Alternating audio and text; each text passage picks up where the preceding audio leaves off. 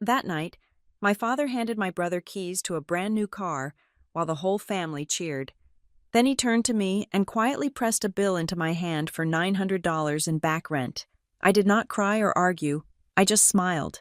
But something slammed shut inside me. I walked out, leaving only a single note behind. That piece of paper would eventually crack our family's foundation in ways none of them ever expected.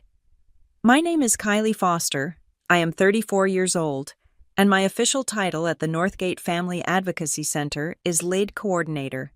In plain English, that means I spend 40 hours a week sitting across from people whose lives have just detonated. I help them navigate the wreckage of domestic disputes, sudden evictions, and the kind of quiet, suffocating financial crises that happen behind closed doors in nice neighborhoods. I am the person who hands them a tissue, looks them in the eye, and says, "We have a plan. I am professional. I am steady. I am the one who fixes things." But on a humid Saturday evening in Raleigh, North Carolina, standing in the living room I had grown up in, I realized that I had absolutely no plan for myself. The house was vibrating with noise. My parents had invited what felt like half of Wake County to celebrate my younger brother Evan's college graduation. The air conditioning was fighting a losing battle against the body heat of 30 relatives, and the air was thick with the smell of slow-cooked pulled pork, cheap cologne, and sweet tea. My Aunt Linda was laughing her shrill, piercing laugh in the corner, clutching a glass of white wine, while my cousins chased each other around the dining table, narrowly missing the deviled eggs my mother had spent 3 hours piping perfectly. I was standing near the sliding glass door, nursing a lukewarm soda, watching Evan. He looked good. He had that fresh, unburdened look of someone who had never really been told no. He was wearing a crisp button-down shirt that my mother had ironed for him, and he was holding court near the television, recounting a story about his final exam week. Everyone was listening. Everyone was smiling. "Attention, everyone. Attention, please." My father's voice cut through the din. Frank Foster did not ask for silence. He commanded it. He stood by the fireplace, a glass of bourbon in his hand, his face flushed with the kind of pride that always seemed to stop just short of including me. The room went quiet. The cousins stopped running. Aunt Linda stifled her laugh. "We are here today," my father boomed, his chest puffing out, "to celebrate a milestone. 4 years of hard work. 4 years of grit." He looked at Evan, and his expression softened into something genuinely adoring. "Evan, son, come over here." Evan walked over, grinning, playing the part of the humble hero perfectly. He stood next to Dad, looking young and capable. "Your mother and I know it hasn't been easy," Dad continued, raising his glass. "We know the late nights, we know the pressure, and we believe that hard work deserves a reward. Real effort deserves real recognition." My stomach gave a small, involuntary lurch. I clapped my hands together, locking my knees to keep standing straight. I knew this speech. I knew the cadence of it. "We wanted to get you something to start your next chapter right," Dad said. He reached into his pocket. The room held its breath. He pulled out a key fob. It was heavy, black, and shiny. "It's in the driveway, son," Dad said, his voice thick with emotion. 2024 SUV, 0 miles. It's yours." The room absolutely erupted. My mother, Janine, let out a squeal of delight and clapped her hands to her cheeks. Evan looked stunned, his jaw actually dropping before he let out a whoop of joy and hugged Dad. It was a bear hug, a violent embrace of male bonding and triumph. "No way!" Evan shouted. "No way. Dad, are you serious?" "Go look." Dad laughed, slapping him on the back. The entire party surged toward the front door like a tide. They spilled out onto the lawn, oohing and awing. Through the bay window, I could see it. A charcoal gray SUV, wrapped in a giant red bow that must have cost $50 on its own. It was a beast of a machine. Leather seats, sunroof, the works. It was the kind of car you buy for a man with a career, not a boy with a fresh bachelor's degree in general studies. I stood by the window, clapping. I forced the corners of my mouth up, but inside, I felt that familiar, sharp sting. It was an old pain, like a piece of shrapnel left in the bone. I remembered my own graduation from UNC Chapel Hill. I had graduated with honors. I had paid for half my tuition by working nights at a diner, at my ceremony. Dad had been there, physically, but I remembered looking into the crowd as I walked across the stage, desperate to catch his eye. He had been looking down at his BlackBerry, scrolling through emails. Afterward, we had gone to a chain restaurant for dinner. Dad had complained about the service, and when the check came, he made a joke about how expensive smart kids were. There was no speech. There was no gift, just a pat on the shoulder and a suggestion that I start looking for a job immediately so I wouldn't lose momentum. I shook the memory off. This isn't about you. Kylie, I told myself, be happy for Evan. I turned to follow the crowd outside, thinking I should at least touch the car, offer my congratulations, play the role of the supportive big sister. Kylie, my father's voice stopped me. He hadn't gone outside. He was standing in the archway between the living room and the kitchen. The smile was gone from his face. The warmth he had radiated toward Evan 10 seconds ago had evaporated, replaced by the flat, transactional look he usually reserved for telemarketers. "Come here a second," he said. It wasn't a request. I walked over. "Yeah." "Dad, the car is amazing. Evan is going to flip when he sees the interior." Dad didn't acknowledge my comment. He walked into the kitchen and leaned against the granite island. The noise from the front yard was muffled here. Distant cheers and the honk of a car horn. "I have something for you, too," he said. For a split second, a foolish, microscopic second hope flared in my chest. Had he remembered? Did he realize the disparity? Was he going to hand me a check, or maybe just a card telling me he was proud of how hard I worked at the advocacy center? He reached into his back pocket and pulled out a folded piece of paper. It wasn't an envelope. It was a piece of lined notebook paper, torn from a spiral pad. He held it out to me. I took it. I unfolded it. My brain took a moment to process the handwriting. It was Dad's scrawl, messy and jagged. Rent $900, due Sunday. I stared at the number, 900. Written out in blue ink. "I don't understand," I said, my voice barely a whisper. I looked up at him. "Is this a joke?" Dad crossed his arms over his chest. He looked calm, righteous, even. "You have been staying here for 6 months. Kylie, since you moved back from your apartment to save for your master's program. You are 34 years old." "I know how old I am," I said. "But we talked about this. You said I could stay rent-free for a year so I could bank my salary for tuition. That was the agreement. That's why I'm sleeping in the guest room and handling all the groceries." "Plans change," Dad said, shrugging. He picked up a grape from a fruit platter and popped it into his mouth. 900 is fair market value for a room in this neighborhood. Honestly, I'm giving you a family discount, but you're an adult. Adults pay their share. You can't just ride for free forever." "Ride for free?" I repeated. The words tasted like ash.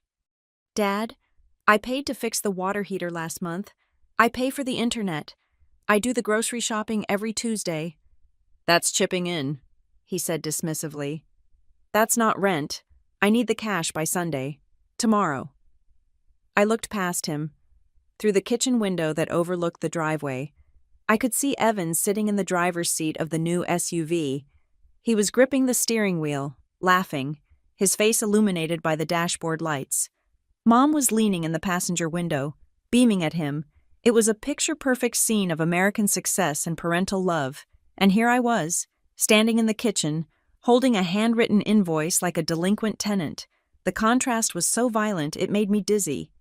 Evan got a $40,000 machine because he managed to pass his classes. I got a bill for existing. "You just bought him a car," I said softly. I didn't shout. I didn't want to give him the satisfaction of seeing me lose control. "You just handed him a luxury vehicle, free and clear, and you're charging me rent retroactively." Dad's eyes narrowed. "Don't count your brother's money. That's ugly. Kylie, Evan needs a leg up. He's starting out. You're established. You have a job. It's time you stepped up. Stepped up. The phrase hung in the air. I looked at the paper again. Due Sunday. I could have fought. I could have screamed that it was unfair. I could have listed every single thing I had done for this family, every form I filled out for them, every appointment I scheduled, every dollar I quietly contributed. I could have cried. But something inside me went cold. It was a distinct physical sensation, like a shutter slamming down over a window. If I argued, I would be the jealous sister. If I cried, I would be the emotional daughter. If I refused, he would make a scene, and I would look ungrateful in front of the whole family. He was waiting for it. He was braced for the argument.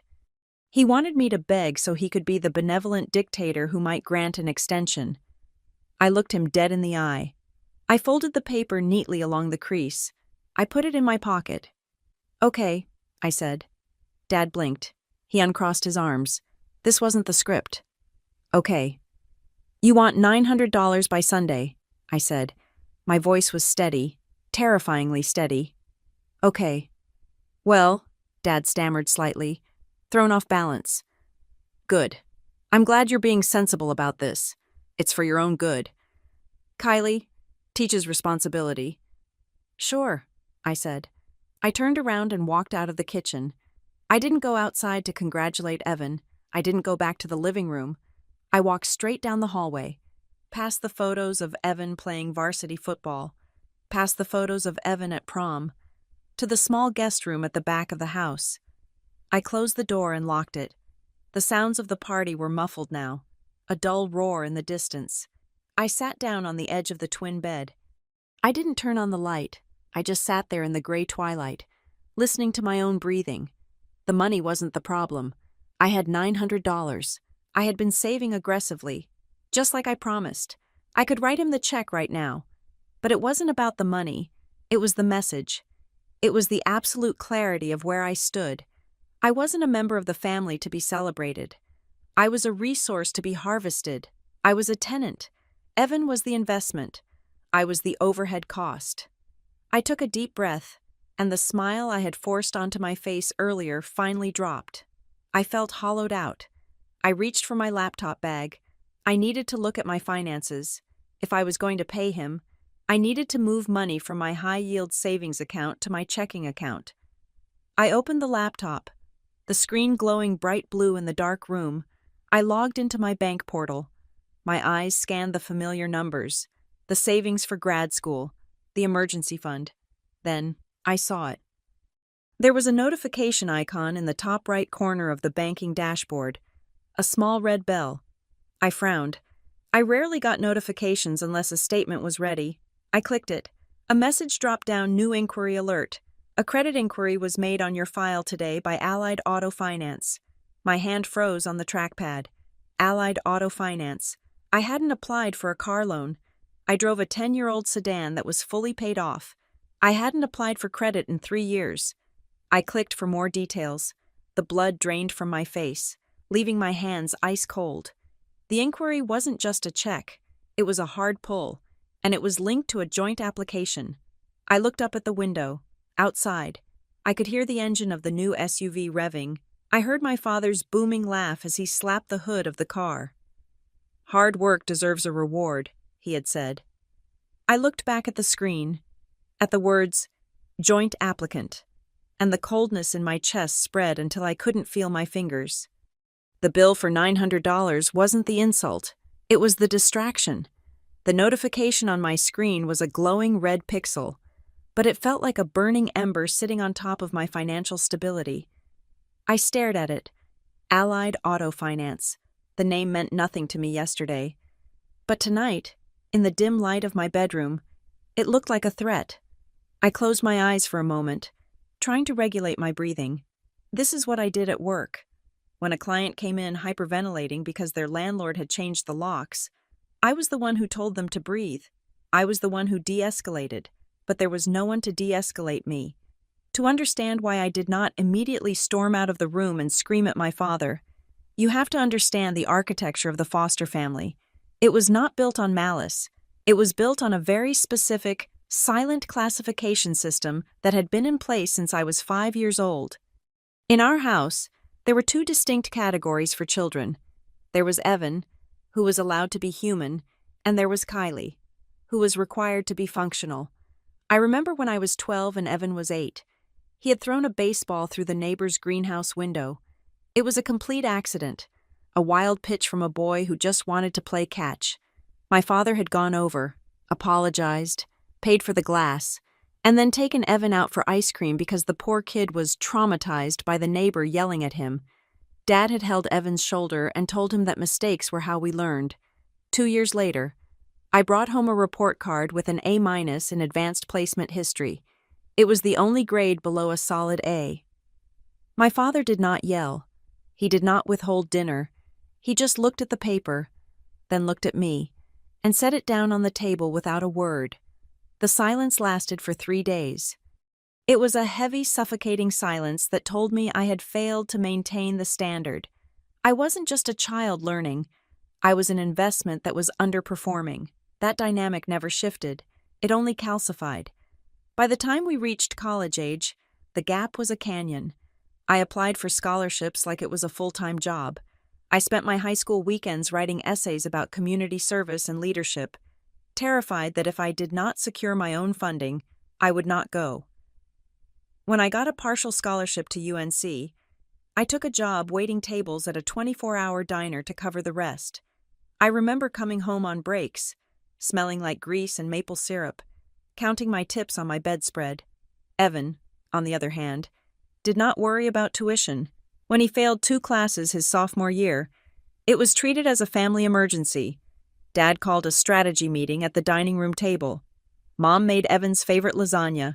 They discussed tutors. They discussed academic burnout. They discussed how hard it was for young men these days. They wrote a check for a private academic coach. I was sitting at the same table, reading a textbook for a class I had paid for myself, and no one asked me how my semester was going. They assumed I was fine because I was always fine. Being fine was my curse. When I moved back home 6 months ago, it was supposed to be a strategic retreat. I wanted to get my master's degree in social work. The plan was simple: live in the guest room, save every penny from my salary at the advocacy center, and move out in a year with enough cash to pay for grad school without drowning in loans. But nature abhors a vacuum, and my parents abhorred administrative tasks, because I was there, and because I was good at details. I became the household manager by default. It started small. Mom asked me to look over the cable bill because she thought it was too high. I called the company, negotiated a lower rate, and set up autopay. "Oh, Kylie, you are a lifesaver," Mom had said, beaming. "Dad just gets so frustrated with those automated menus." Then it was the car insurance. Then it was scheduling the contractor to fix the deck. Then it was figuring out why the printer wasn't connecting to the Wi-Fi. I remember one afternoon clearly. The water heater had blown a gasket. Water was leaking into the garage. Dad was at work, and Mom was in a panic. I left work early, losing 3 hours of hourly pay, to meet the plumber. The bill was $350. The plumber needed payment immediately. Mom didn't have her purse. She was out at a lunch with her friends. I paid it. I swiped my debit card. When I told Dad about it later, he clapped me on the shoulder. "Good looking out, kiddo. That could have been a disaster." He never paid me back, and I never asked. It felt petty to ask for $350 when I was living there rent-free. That was how I rationalized it. I told myself I was contributing. I told myself this was my way of saying thank you. But looking back now, sitting in the dark, I realized it wasn't a contribution. It was a tax. Mom had a favorite phrase she used whenever she dumped a responsibility on me that should have been Evan's or Dad's. She would lower her voice, lean in conspiratorially, and say, "You know, Dad just trusts you more with this stuff. He knows you'll get it right." It sounded like a compliment. It tasted like praise, but it was actually a shackle. It was a way to make my servitude feel like an honor. "Dad trusts you more" meant Dad doesn't want to deal with this, and he knows you won't say no. In the weeks leading up to this graduation party, the disparity had become almost comical. The house was in chaos. Mom was obsessed with the guest list, fretting over whether Aunt Linda would be offended if we invited the neighbors. She spent hours on the phone. debating tablecloth colors. Dad was different. He was secretive. I would come home from work and find him in the garage. The door closed. If I tried to go in, he would crack the door and tell me to go inside, saying he was organizing. I thought he was building something, maybe a bookshelf for Evan's new apartment. Maybe he was fixing up an old piece of furniture. Meanwhile, I was the labor force. Kylie, can you pick up the ice? We need 10 bags. Kylie, the guest bathroom grout looks dingy. Can you scrub it? Kylie, can you design the invitations? You're so good with computers. I did it all. I scrubbed the grout until my knuckles were raw. I designed the invitations. I drove across town in rush hour traffic to get the specific brand of craft beer Dad wanted for the toast. I did it because I wanted Evan to have a good day. I loved my brother. He was sweet, in an oblivious, golden retriever sort of way. He wasn't malicious. He was just the beneficiary of a system he didn't realize existed. But tonight, the veil had been ripped away. The request for $900 in rent was not about money. My father had just spent $40,000 on a car. He did not need my $900 to keep the lights on. He charged me because he could. He charged me because, in his mind, my presence in the house was a transaction, whereas Evan's presence was a joy. I was a tenant who had overstayed her welcome. Evan was the heir apparent. I tried to play a game with myself to stop the tears from stinging my eyes. I tried to remember the last time my father gave me a gift that was chosen specifically for me. Not a gift card to Amazon.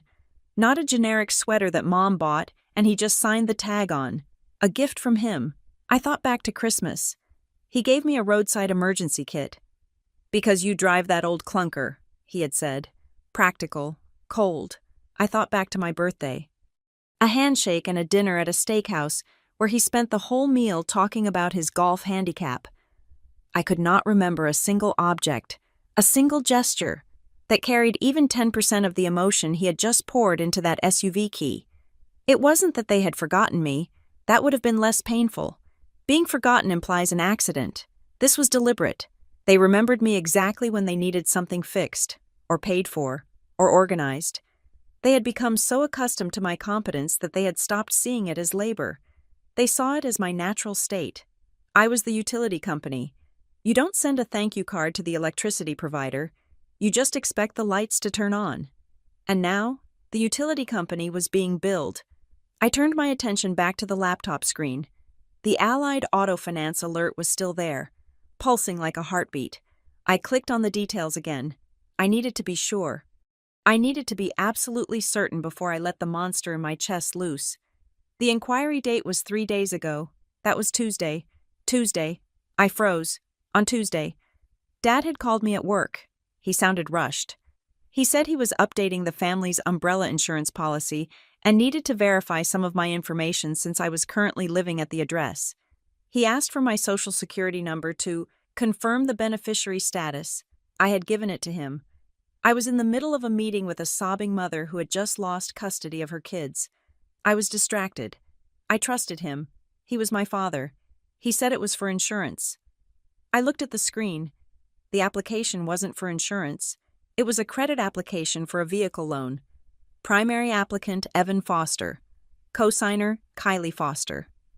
The room seemed to tilt sideways. It wasn't a gift. The car wasn't a gift. It was a loan. A massive loan. And because Evan had no credit history and a part-time job at a gym, he couldn't qualify for a $40,000 vehicle on his own. Dad hadn't bought the car. He had financed it, and he hadn't used his own credit. He had used mine. I sat back, the breath leaving my lungs in a rush.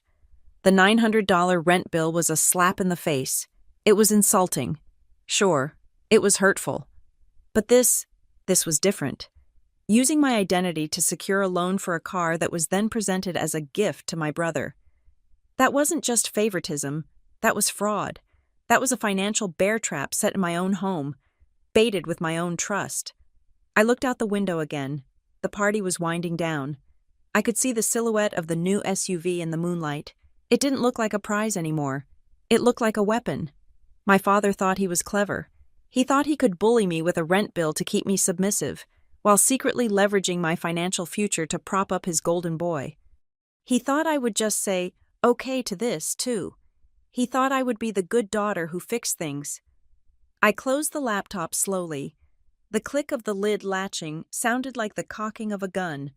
If the $900 was the price of admission to this family, I was done paying. But I wasn't just going to leave. Not with my name on a $40,000 debt I never signed for.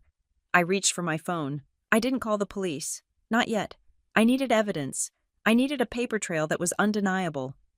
I opened a new browser tab and typed in the URL for the credit bureaus.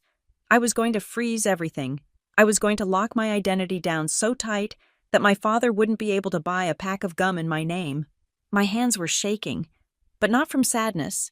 The sadness was gone, replaced by a cold, crystalline rage. He wanted me to pay rent. Fine, I would pay. But he was going to pay for that car in a way he never imagined. I looked at the rent-due note still sitting on my bedside table. I picked it up and crumpled it in my fist. That note was about to become the least of his problems. The morning sun hit the driveway at 9 o'clock, illuminating the scene of the crime. From behind the slats of my blinds, I watched the performance begin. My father was already outside, wearing his best polo shirt, walking around the charcoal gray SUV with a microfiber cloth in his hand. He was wiping invisible specks of dust from the hood, treating the metal like it was holy. Evan came out a moment later, sunglasses on, looking every inch the golden boy ready to claim his inheritance. They were going on a victory lap. The plan, which I had overheard through the thin walls of the hallway, was to drive over to Uncle Mike's house, then to the country club to show off the new wheels to Dad's golf buddies. My mother was fluttering around them, handing them travel mugs of coffee. She was smiling, but it was that tight, brittle smile she wore when she was trying to manifest happiness through sheer force of will. She looked toward my window once, her expression faltering for a fraction of a second, before she turned back to wave at her men. I stood perfectly still in the shadows of my room. I was not hiding. I was waiting. I needed them gone. If I walked out while they were there, it would turn into a scene. Mom would cry and ask why I was being dramatic. Dad would cross his arms and talk about how I was ruining Evan's moment. Evan would look confused and guilty, which would make me soften. And I could not afford to soften. Not today. The SUV engine roared to life. It was a deep, throaty sound, aggressive and expensive. I watched them back out of the driveway. Dad in the passenger seat pointing out features on the dashboard, Evan nodding enthusiastically. Mom stood on the porch, waving until they turned the corner. Then she went back inside to start her garden club preparation.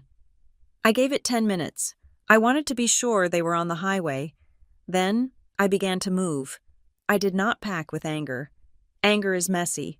Anger makes you throw things and forget toothbrushes. I packed with the cold precision of a crime scene cleaner. I pulled my 2 large suitcases from the top shelf of the closet. I unzipped them, the sound tearing through the silence of the room like a rip in fabric. I started with the closet.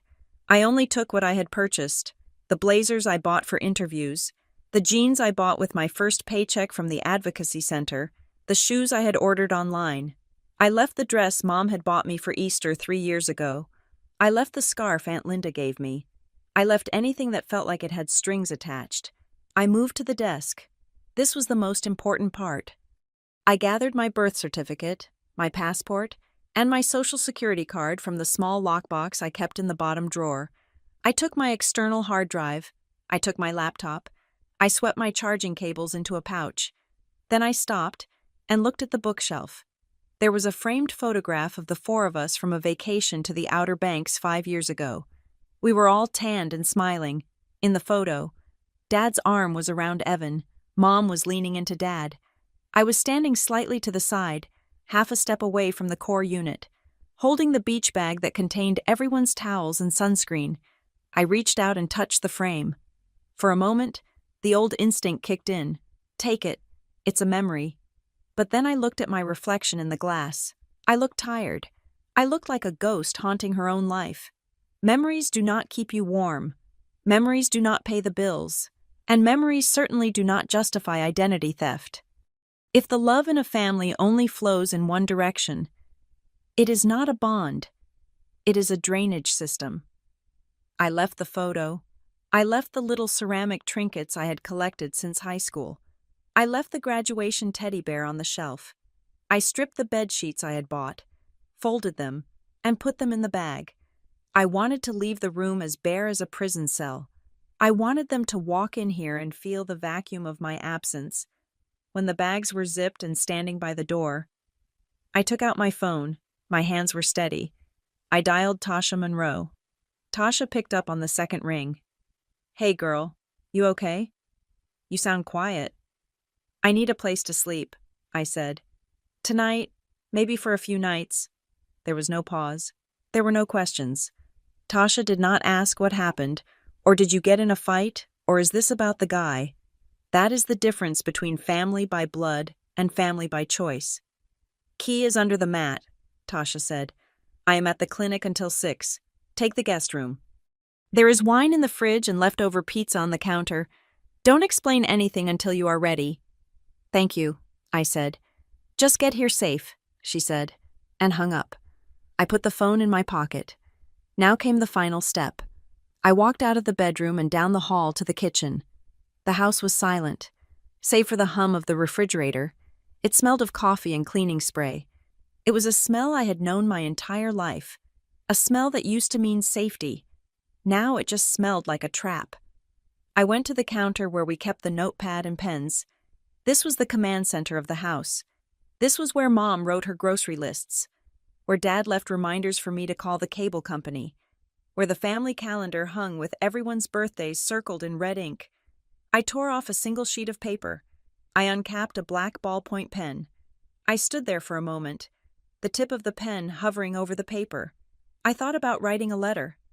I thought about pouring it all out, the hurt, the betrayal, the years of feeling second best, the shock of the credit notification. I thought about screaming on the page, but they would not read a scream. They would dismiss a scream as hysteria. They would read it and say, "Oh, Kylie is just having a moment. She will calm down." I needed to write something they could not dismiss. I needed to write a boundary so hard it would chip their teeth if they tried to bite through it. I wrote 3 sentences. "I am moving out effective immediately. Do not look for me until I contact you." Then, I added the last line, the line that was not for my parents, but for the ghost of the financial ruin they were trying to attach to me. The line that would stop my father's heart when he read it, if he had any conscience left at all. From today forward, I assume no responsibility for any financial obligations, loans, or contracts standing in my name that do not bear my physical, wet ink signature. It was cold. It was legalistic. It was a declaration of war disguised as a departure notice. I walked over to the refrigerator. I found the magnet shaped like a slice of watermelon. I slid my note under it, right next to Mom's list that read milk, eggs, paper towels. The juxtaposition was perfect. Here was the mundane maintenance of their lives, and right next to it was the bomb that would blow it apart. I did not linger. I did not look around the kitchen for one last sentimental gaze. I grabbed the handles of my suitcases and wheeled them to the front door. The wheels made a rhythmic thump-thump over the threshold, the sound of finality. I wrestled the bags into the trunk of my 10-year-old sedan. It was a beat-up car with a dent in the rear bumper and over 150,000 miles on the odometer.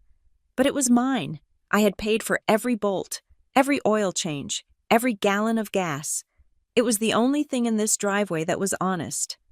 I got into the driver's seat and closed the door. The silence inside the car was instant and heavy. I put the key in the ignition, but I didn't turn it yet. I looked at the house one last time. It was a beautiful house. 2 stories, brick front, manicured lawn. It was the American dream. From the outside, it looked perfect. Inside, it was rotting. My phone buzzed on the passenger seat. I glanced at the screen. Mom calling. She must have come back inside from the garden. She must have seen the car loaded up, or maybe she just sensed a disturbance in the force field of her denial. I let it ring. It stopped. Then it buzzed again. A text message from Evan. "Yo, where are you going with all those bags? Mom says you are loading up the car." "Are you joking?" I stared at the message. Are you joking? That was Evan's worldview. Everything was a joke, a prank, a lighthearted misunderstanding that could be fixed with a smile and a hug. He had no idea that he was driving a stolen future. I flipped the phone face down. I turned the key. The engine sputtered once, then caught. It wasn't a roar like the new SUV. It was a cough, a wheeze, and then a steady, reliable hum. I backed out of the driveway. I shifted into drive. As I rolled down the street, passing the neighbors' houses, passing the park where I used to push Evan on the swings, I felt a physical sensation in my chest. It felt like a band of iron was snapping. I took a deep breath. It was the first breath I had taken in years that belonged entirely to me. I was not Kylie the fixer. I was not Kylie the bank. I was not Kylie the cosigner. I was just Kylie. And for the first time in my life, I wasn't asking anyone for permission to exist. I turned onto the main road and accelerated. I did not look in the rearview mirror. There was nothing back there I could afford to keep. I slept for 12 hours straight. It was not the peaceful, restorative sleep of someone on vacation. It was the heavy black unconsciousness of a system that had finally overheated and shut down. My body, relieved of the burden of holding up the emotional roof of the Foster household, simply collapsed into Tasha's guest bed. When I finally opened my eyes, the room was filled with the sharp, white light of midday. For a confused second, I stared at the unfamiliar abstract painting on the wall and panicked, thinking I was late for work. Then, the events of yesterday hit me like a physical blow to the chest. The graduation party, the key, the bill, the note. I sat up, my head throbbing with a dehydration headache. The apartment was quiet. Tasha had gone to the clinic hours ago.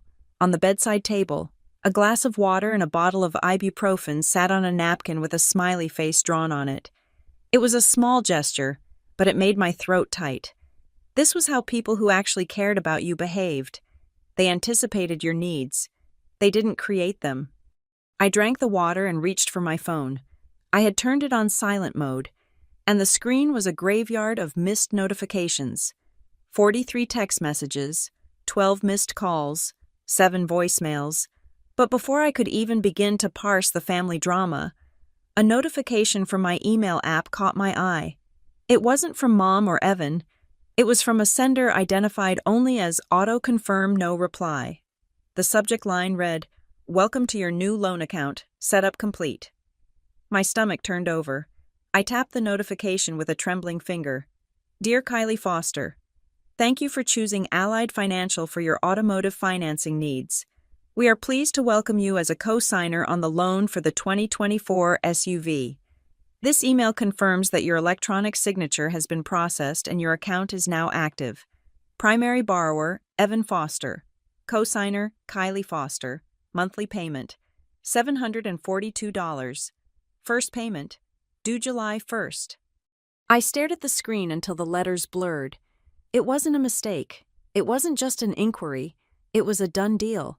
I was legally tethered to a $40,000 debt for a car I would never drive, for a brother who probably didn't even know what an interest rate was. I scrambled out of bed and grabbed my laptop. I needed to see the full picture. I logged into my credit monitoring service. The dashboard loaded slowly, the little spinning wheel mocking my racing heart. When the score popped up, I gasped. My credit score, which I had painstakingly built up to an 800 over 10 years of disciplined spending, had dropped. It was a significant dip, the kind that happens when a large liability suddenly appears on your balance sheet. I clicked on the New Accounts tab. There it was, open date 2 days ago. I sat back in the chair, pulling my knees to my chest. How had they done this? Then, the memories started to click into place, sharp and sickening. 2 months ago, I was in the kitchen, making dinner. Dad had come in, holding a clipboard. He looked stressed. He told me he was switching our home insurance bundle to save money, but he needed to list all licensed drivers in the household to get the quote. "I just need your license for a second to get the ID number," he had said, casually opening the fridge to grab a beer. "And your social, just to verify you are not a high-risk driver." I had given it to him, I had recited the numbers while stirring pasta sauce. I didn't think twice. Why would I? He was my father. He was the man who taught me how to ride a bike. You do not assume your father is harvesting your data for identity theft while you are cooking him spaghetti. And then, 3 weeks ago, Mom had come into my room while I was working late on a grant proposal. She had a stack of papers in her hand. "Honey, Dad needs you to sign this for the household registry," she had said. "Something about the Homeowners Association updating the resident list. Just sign here, here, and here." She had held the pages down, flipping them quickly. I was tired. I was focused on my work. I saw a generic-looking form. I signed. I had signed my own financial death warrant because I was too busy being the good daughter to read the fine print. I looked back at the phone. The wall of texts from Evan was growing. Evan, 9:14 a.m. Dad is freaking out. He says you took the Wi-Fi password with you. Evan, 10:02 a.m. Seriously, Kylie, the internet is down and Mom is crying because she can't access her recipe blog. Where is the router reset code? Evan, 11:30 a.m. Stop being dramatic. Come home. Dad is talking about calling the police if you don't answer. I laughed. A harsh, dry sound in the empty room. They weren't worried about me. They weren't asking if I was safe. They were worried because the infrastructure of their lives had walked out the door. I wasn't a person to them. I was the tech support, the maid, and the bank, rolled into one human-shaped convenience. I clicked on the voicemail from Mom. Her voice filled the room, trembling and wet with tears. "Kylie, please pick up. This is ridiculous. Mrs. Higgins next door saw you leave with suitcases. She asked me if everything is okay. What am I supposed to tell people that my daughter ran away like a teenager? You are humiliating us. Just come back, and we can talk about the rent. Dad is willing to negotiate. Please, negotiate." As if my freedom was a used car he could haggle over. And the concern about Mrs. Higgins that was the dagger. She didn't care that I was hurt. She cared that the neighbors might notice the cracks in the perfect Foster facade. I didn't reply to Evan. I didn't call Mom back. Instead, I found the customer service number for Allied Financial at the bottom of the email. I dialed. The hold music was an upbeat jazz loop that made me want to scream. I paced the small guest room, my fingernails digging into my palms. "Thank you for calling Allied Financial," a cheerful female voice finally answered. "My name is Sarah. How can I help you today?" "Hi," I said. My voice was rock steady. I went into professional mode. This was just another crisis intervention, except the victim was me. "I am calling about a new auto loan account. The account number is ending in 452. "Okay, let me pull that up," Sarah said. "Can I have your name and the last 4 digits of your social security number for verification?" I gave her the information. "Thank you. Ms. Foster, I see here you are the co-signer on a loan for a 2024 SUV. How can I assist you?" "I need to know how this loan was originated," I said. "I did not sign these documents in person at a dealership." "That is correct," Sarah said, typing in the background. "This was an online application. We offer a streamlined digital process." "The documents were signed via DocuSign. Can you tell me?" I asked. "What email address was used to verify the co-signer's signature?" "One moment." There was a pause. "It looks like the verification email was sent to frankfoster1965@gmail.com. The blood drained from my face.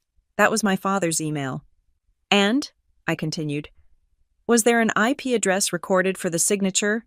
"Yes, ma'am. For security purposes, we logged the location. The signature was time-stamped 3 days ago at 7:45 p.m. from an IP address in Raleigh, North Carolina." I closed my eyes. 3 days ago, 7:45 p.m. I was at the grocery store buying ingredients for the party. Dad was home. He had logged in, used his own email as the contact for me, and clicked sign using my name. "Ms. Foster," the agent asked. "Is everything okay?" "No," I said. "Sarah, I need you to note on this account that I am disputing this debt.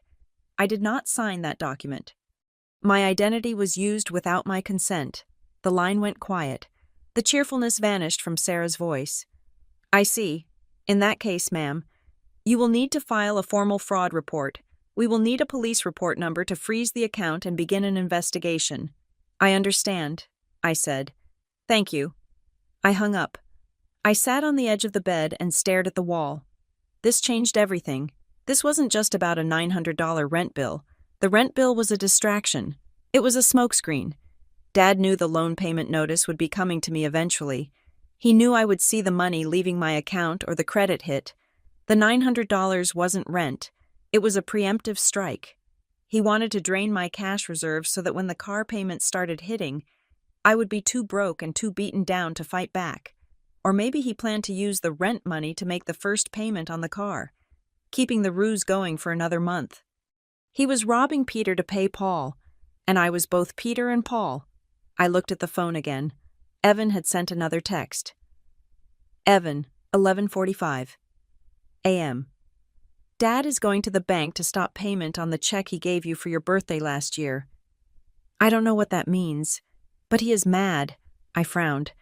Dad hadn't given me a check for my birthday. He gave me dinner. Wait. I scrolled back through my memories.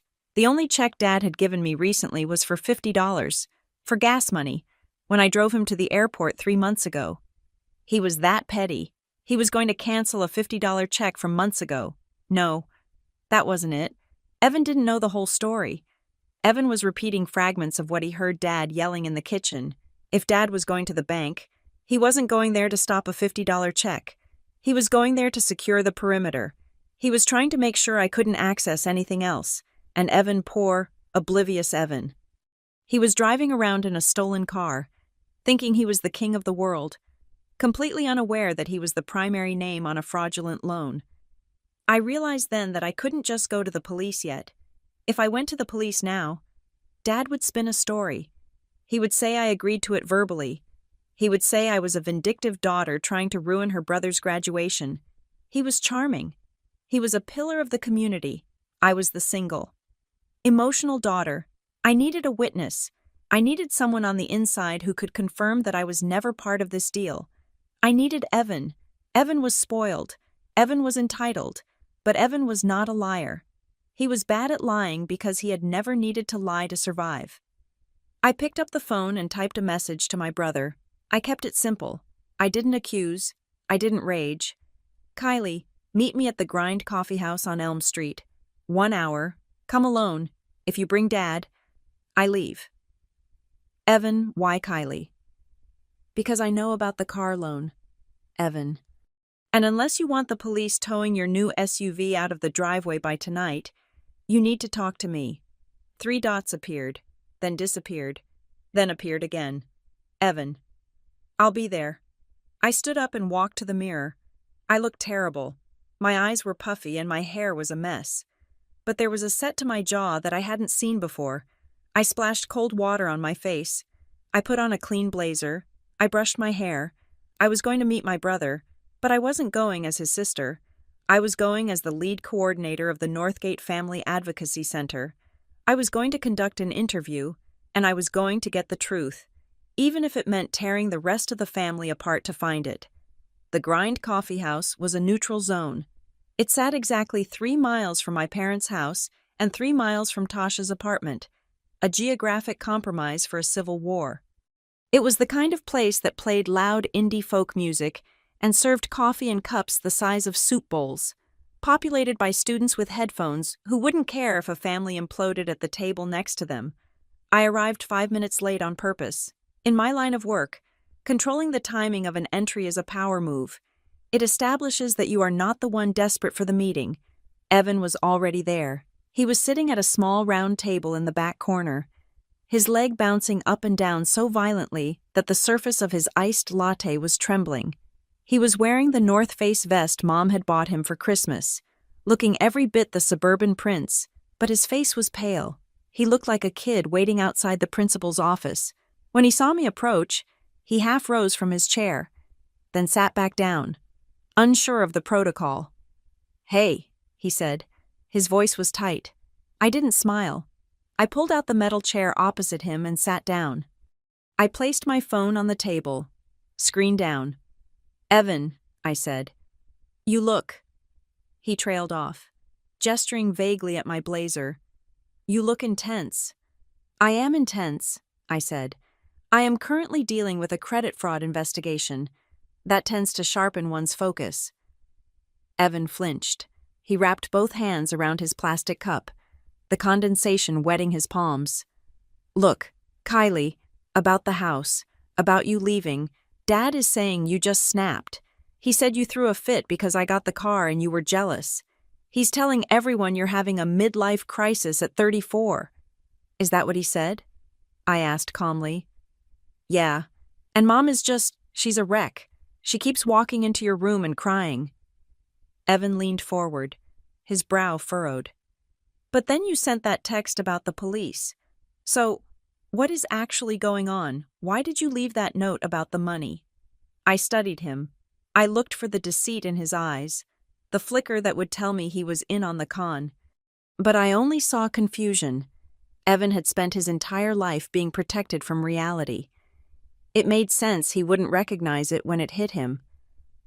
Did you know, I asked, keeping my voice low, that 5 minutes before Dad gave you those keys, he handed me a bill for $900 in back rent? Evan's mouth opened slightly. He blinked. What? No way. He told me that adults pay their share. He told me that since I've been living there for 6 months, I owe him. I watched his reaction closely. Did they discuss that with you? Was that part of the family meeting I wasn't invited to? No, Evan said, shaking his head rapidly. I swear, Kylie, I thought you were saving for grad school. That was the whole plan. Why would he charge you rent all of a sudden? Because he needed the cash, I said. And because he needed to put me in my place. Evan looked down at the table. That's messed up. I'm sorry. I didn't know. I believe you, I said. But the rent isn't the reason we are here. We are here because of the car. Evan's defensive walls went up immediately. The car is a gift. Kylie, Dad said he's been saving for it. He traded in his old truck. Show me the papers, I said. What? The papers, Evan. The sales contract, the registration, the stuff that was in the glove box when you drove it off the lot. I held out my hand. You brought the folder. Right like I asked. Evan hesitated. He reached into his backpack and pulled out a thick manila envelope stamped with the logo of the dealership. He slid it across the table like it was contraband. I don't see why this matters, he muttered. It's just standard stuff. I opened the envelope. The smell of fresh paper and toner wafted out. I pulled out the long, goldenrod-colored carbon copy of the retail installment contract. My eyes scanned the lines. I knew exactly where to look. I had reviewed enough financial documents for clients at the Advocacy Center to spot the trap in seconds. Okay, I said, running my finger down the column. Here is the borrower, Evan Michael Foster, primary. See, Evan said. It's my car. Keep looking, I said. I moved my finger down 2 inches. There, in the section labeled cosigner, guarantor, joint applicant, was a name printed in block letters. Kylie Marie Foster. And next to it, in the address field, was my parents' address. I spun the paper around so he could read it. Read that name, Evan, I commanded. Evan looked. He squinted. Then his eyes went wide. He pulled the paper closer, staring at it as if it were written in an alien language. Kylie, he whispered, why is your name on my car note? That is the $40,000 question, I said. Did you sign this at the dealership? No, Evan said, his voice rising in panic. I signed a bunch of stuff at the dealership when we picked it up. But Dad said most of it was just acknowledging receipt of the vehicle. He said he handled the financing online beforehand to save time. He said he got a great rate. He handled it online, I repeated, confirming what the bank representative had told me. And when you were signing the physical papers at the dealership, did you read them? Evan looked ashamed. There were like 30 pages. Kylie, the finance guy was rushing us. Dad was tapping his watch. He just kept pointing and saying, sign here. Initial here. I just wanted to drive the car. So you signed a contract binding me to a 7-year loan without even checking who the other party was. I didn't know. Evan slammed his hand on the table, causing a few people to turn and look. He lowered his voice, his face flushing red. I swear to God, Kylie, I didn't know. I thought Dad signed it, or that he paid cash. He told me. I'm taking care of it. I never asked him to use you. I looked at him, really looked at him. He was 22. But in that moment, he looked 12. He was terrified, not just because of the debt, but because the pedestal he had placed our father on was cracking right in front of his eyes. Why? Evan asked, his voice cracking. Why would he do that? He has money. He's the vice president of sales. Does he have money, Evan? I asked. Or does he just have a nice house and a job title? Evan went silent. He started shredding the paper napkin in his hand. He's been weird lately, the last few months. Weird how? Just intense. He's up late. I hear him in the study at 2 a.m. He's always on the phone. But when I walk in, he hangs up, and he's been drinking more. Not like drunk, but just steady. And the calls? I pressed. Who is he talking to? I don't know, but one time I heard him shouting. He said, I need more time. The liquidity is coming. I didn't know what that meant. Liquidity. My blood ran cold. Liquidity meant cash. Liquidity meant he was insolvent. The request for the $900 rent wasn't just meanness. It was desperation. He needed liquid cash immediately, probably to cover a minimum payment on something else that was about to default. He used me, I said, more to myself than to Evan. He maxed out his credit. He probably maxed out Mom's, and I was the only pristine asset left, so he harvested me. Evan looked sick. He told me. Evan hesitated, biting his lip. What did he tell you? In the car, on the way to the dealership, I asked him if we could really afford this. It seemed like a lot, and he said, Don't worry about the details, son. The family takes care of its own. Evan looked up at me, his eyes wet.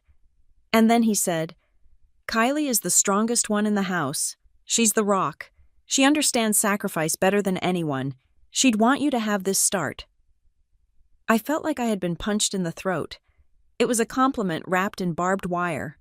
He had praised my strength to justify exploiting it. He had framed my financial abuse as an act of sisterly love that I hadn't even consented to. He had turned me into a martyr without my permission. He didn't think I would check, I said quietly. He thought I was so desperate for his approval that even if I found out, I would just eat the cost. He thought I would pay the loan silently to keep the peace, because that's what Kylie does. Kylie fixes it. I can't drive this car, Evan said. He pushed the keys across the table. They clattered against the wood. Take them. Return it. I don't want it. It is not that simple. Evan, you can't just return a car 3 days later like a pair of jeans. The value dropped 20% the second you drove it off the lot. If we return it now, we still owe the difference. That is thousands of dollars. Evan put his head in his hands. I am so sorry. Kylie, I am so sorry. I watched him crumble. Part of me wanted to comfort him. Part of me wanted to reach out and say, It's okay. Big sister is here. But I didn't. I couldn't. That dynamic was exactly what had gotten us here. Evan, I said sharply. Sit up. He sat up, wiping his eyes. If you want to be an adult, if you want to be the man that car is supposed to represent, you need to stop crying and start thinking. You are the primary borrower. If I report this as fraud, which it is, the car gets repossessed, and Dad goes to jail, or at least faces criminal charges. Evan paled. Jail, no. We can't do that. Then you need to tell me everything. Is there anything else, any other paper he made you sign? Evan hesitated again. He looked down at the backpack. Evan, I warned. There was one other thing. He reached into the bag again. Yesterday, after you left, he came into my room. He was really agitated. He said that with you gone, we needed to solidify our internal agreements. He gave me this. He pulled out a single sheet of plain printer paper. It wasn't a bank form. It was typed on our home computer.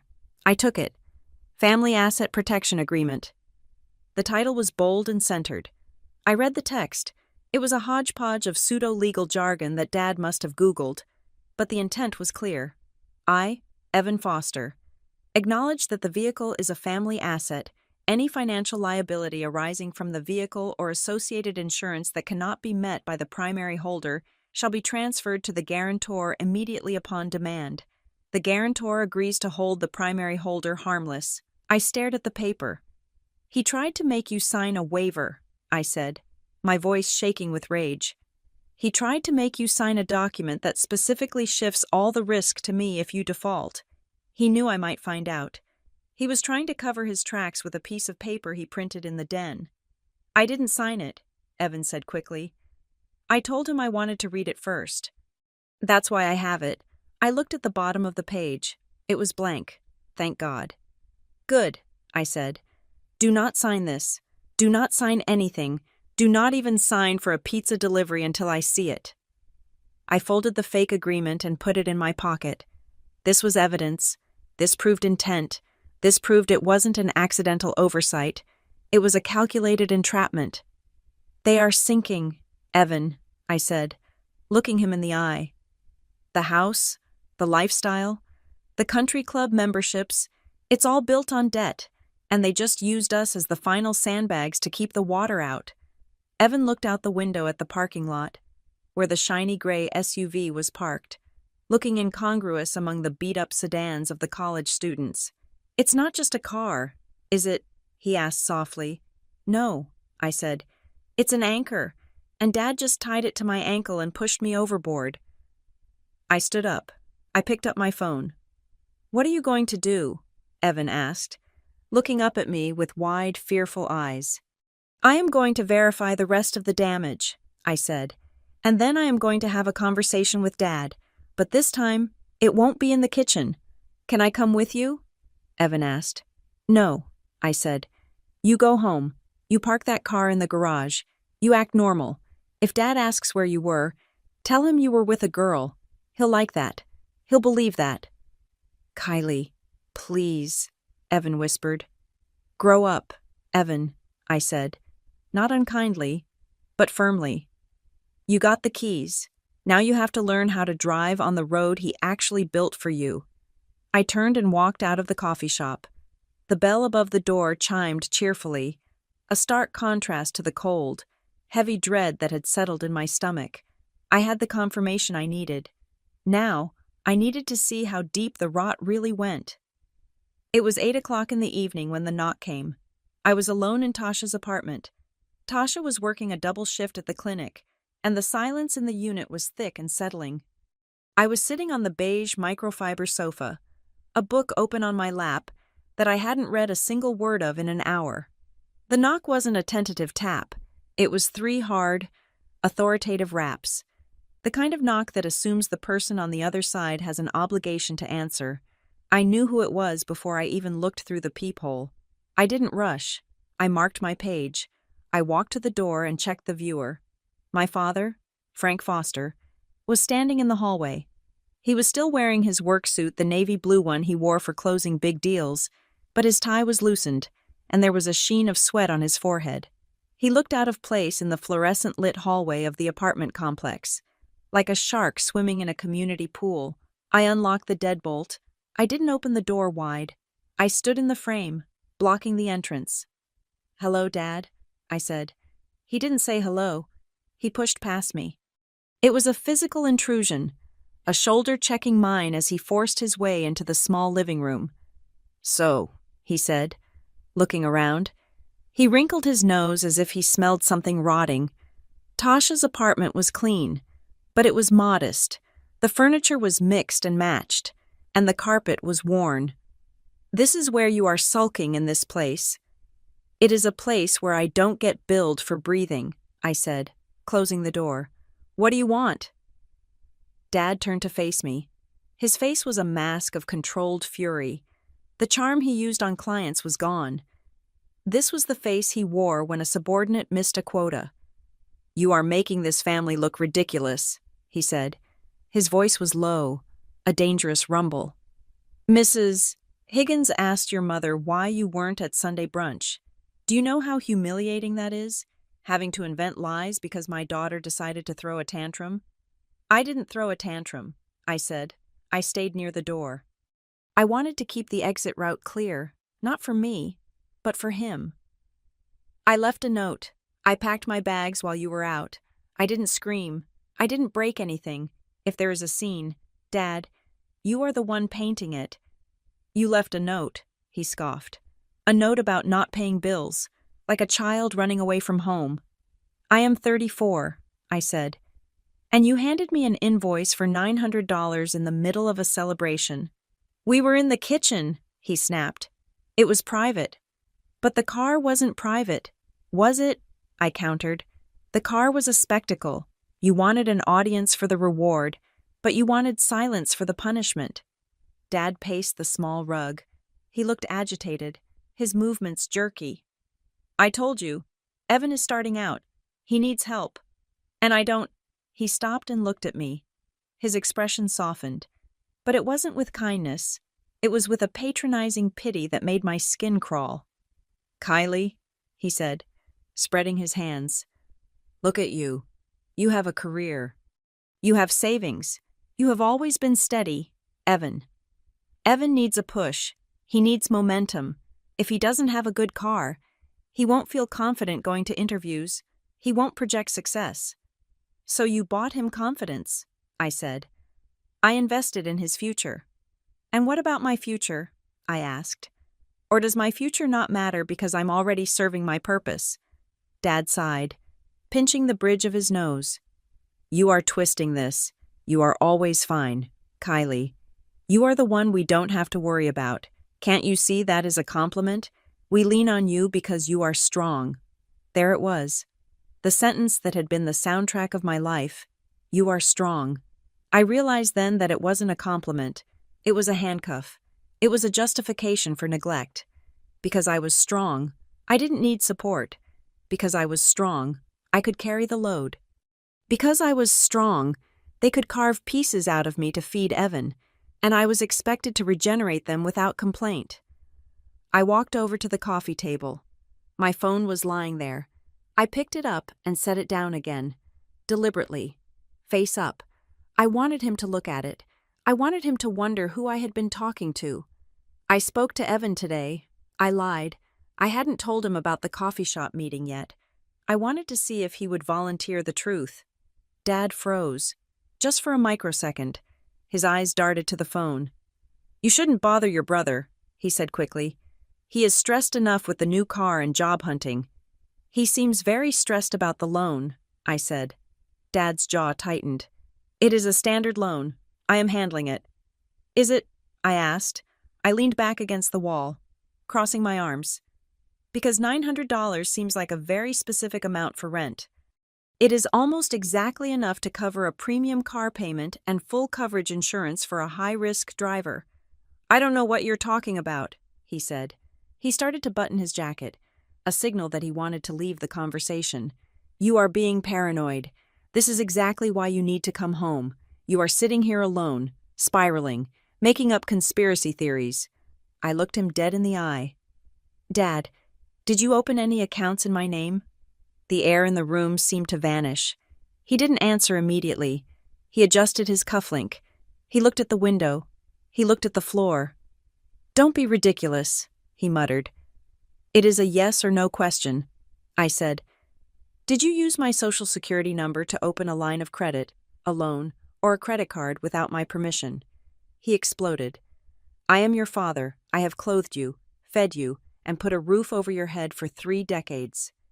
How dare you interrogate me like I am some criminal off the street?" "You didn't answer the question," I said.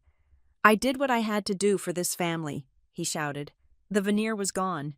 He was red in the face, his veins bulging. "I move money around. That is what heads of households do. I manage assets. You are an asset of this family. Kylie, your credit is part of this family's resources." I felt a cold chill wash over me. You are an asset, not a daughter, an asset. I am not a resource, I said, my voice dangerously calm. I am a person, and my credit score is mine. I took a step forward. I want you to know something. Dad, this morning, I placed a freeze on all 3 of my credit bureau files. Experian, TransUnion, Equifax, locked tight. He went still. His mouth opened slightly, but no sound came out. And, I continued, I set up a fraud alert. So, if anyone tries to use my social security number to, say, refinance a mortgage or open a credit card to pay off a gambling debt, my phone will scream like a fire alarm, and the police will be notified automatically. I watched the color drain from his face. It was fascinating, in a morbid way. He wasn't angry anymore. He was terrified. The bluster evaporated. He looked suddenly smaller inside his expensive suit. He slumped, his shoulders rounding. Kylie, he said. His voice was different now, wheedling, desperate. Baby, you don't know what you've done. You have to unfreeze it, just for a few weeks. Why? I asked. Because we have some things in the pipeline, he stammered. I need to restructure some things. Just bridge loans. Short term. I can pay it all back in 2 months. I promise. I just need your profile to anchor the rates. No, I said. You are going to sink us, he whispered. Do you want that? Do you want your mother to lose the house? Do you want Evan to lose his start? If I can't move this money around, the whole thing collapses. The house isn't collapsing because of me. Dad, I said, it is collapsing because you hollowed out the foundation. He took a step toward me, reaching out a hand. Please, come home. We can fix this. I'll tear up the rent bill. No rent. You can stay as long as you want. Just come home and sign a few papers. Help me save us. It was a tempting offer, in a sick way. The old Kylie, the Kylie who craved his approval, might have caved. He was begging. He was needing me. For the first time, he was admitting he couldn't do it without me. But I looked at his hand. It was the same hand that had handed Evan the keys. It was the same hand that had handed me the bill. I am not the column that holds up this roof anymore, I said. I am done being the structural support for a house I am not allowed to own. You don't understand, he yelled, his voice cracking. You don't understand the pressure. The market is down. My commission checks are half what they used to be. And your mother, she spends like we are still in 2015. I am drowning. Kylie, I am drowning. He stopped. He realized what he had said. He covered his mouth with his hand, his eyes wide with horror. He had admitted it. He had admitted that the successful executive was a fraud. He had admitted that the new car, the graduation party, the country club life, it was all a lie. I looked at him, and I didn't feel triumph. I felt a deep, profound sadness. He wasn't a monster. He was a pathetic, frightened man who would rather cannibalize his own children than admit he had failed. If you are drowning, I said softly, you should have asked for a life raft. Instead, you tried to use my body as a flotation device. I opened the door. Get out, Dad. He stared at me. For a moment, I thought he might hit me. I thought he might cry. But his pride, that stubborn, toxic pride, kicked back in.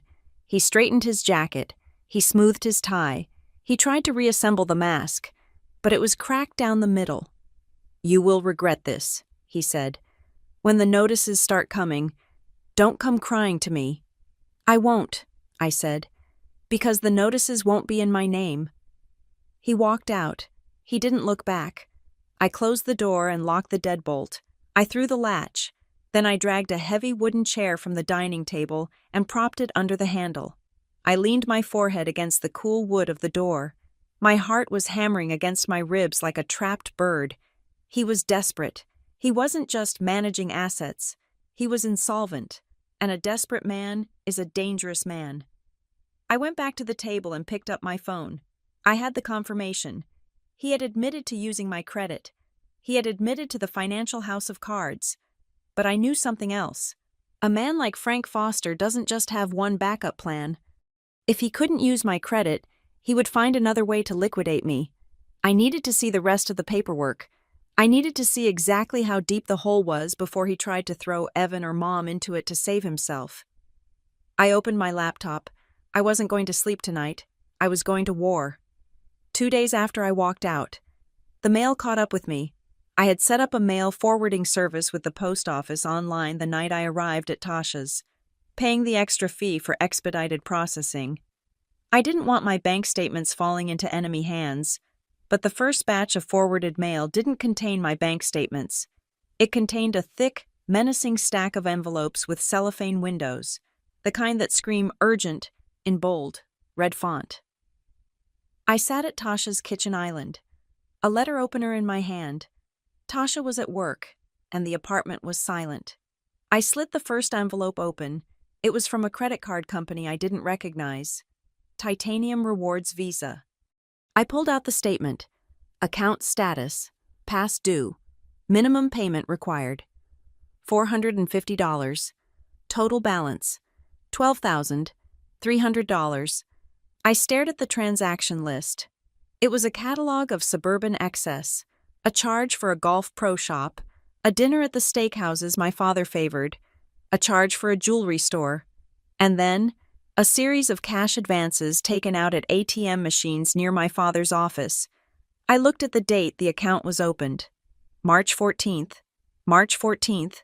I closed my eyes, and the memory surfaced instantly. That was the week my father had come into the kitchen while I was making coffee. He had been holding a stack of papers. "Kylie, honey," he had said, his voice casual. "I'm updating the beneficiary info on my life insurance policy. I want to make sure you and Evan are split 50-50. I just need you to sign this form acknowledging the update." I had signed it. I hadn't read the header. I had seen the words beneficiary designation on the top sheet, but he must have slipped the credit card application underneath it. He had used my signature, my trust, and my good credit score to fund a $12,000 spending spree. I opened the next envelope. It wasn't a credit card bill. It was a notice from the local power company. Service disconnection notice. Account holder Kylie Foster. Service address, my parents' address. This one confused me. The utilities had always been in my father's name. I had set up the auto pay for him on his computer, using his checking account, or so I thought. I logged into the power company's portal using the credentials I had saved in my password manager. I went to the billing history tab. My breath hitched. For the last 6 months, the exact amount of time I had been living at home, the payment source hadn't been Dad's account. It had been a checking account ending in 882. I scrambled to check my own banking app. My secondary checking account, the one I used for incidental expenses, and rarely checked because I kept a buffer of $2,000 in it, ended in 882. I scrolled through my own transaction history. Duke Energy Auto Debit, $240. City Water Auto Debit, $85. Spectrum Internet Auto Debit, $110. He hadn't just asked me to manage the bills. He had routed them to my account.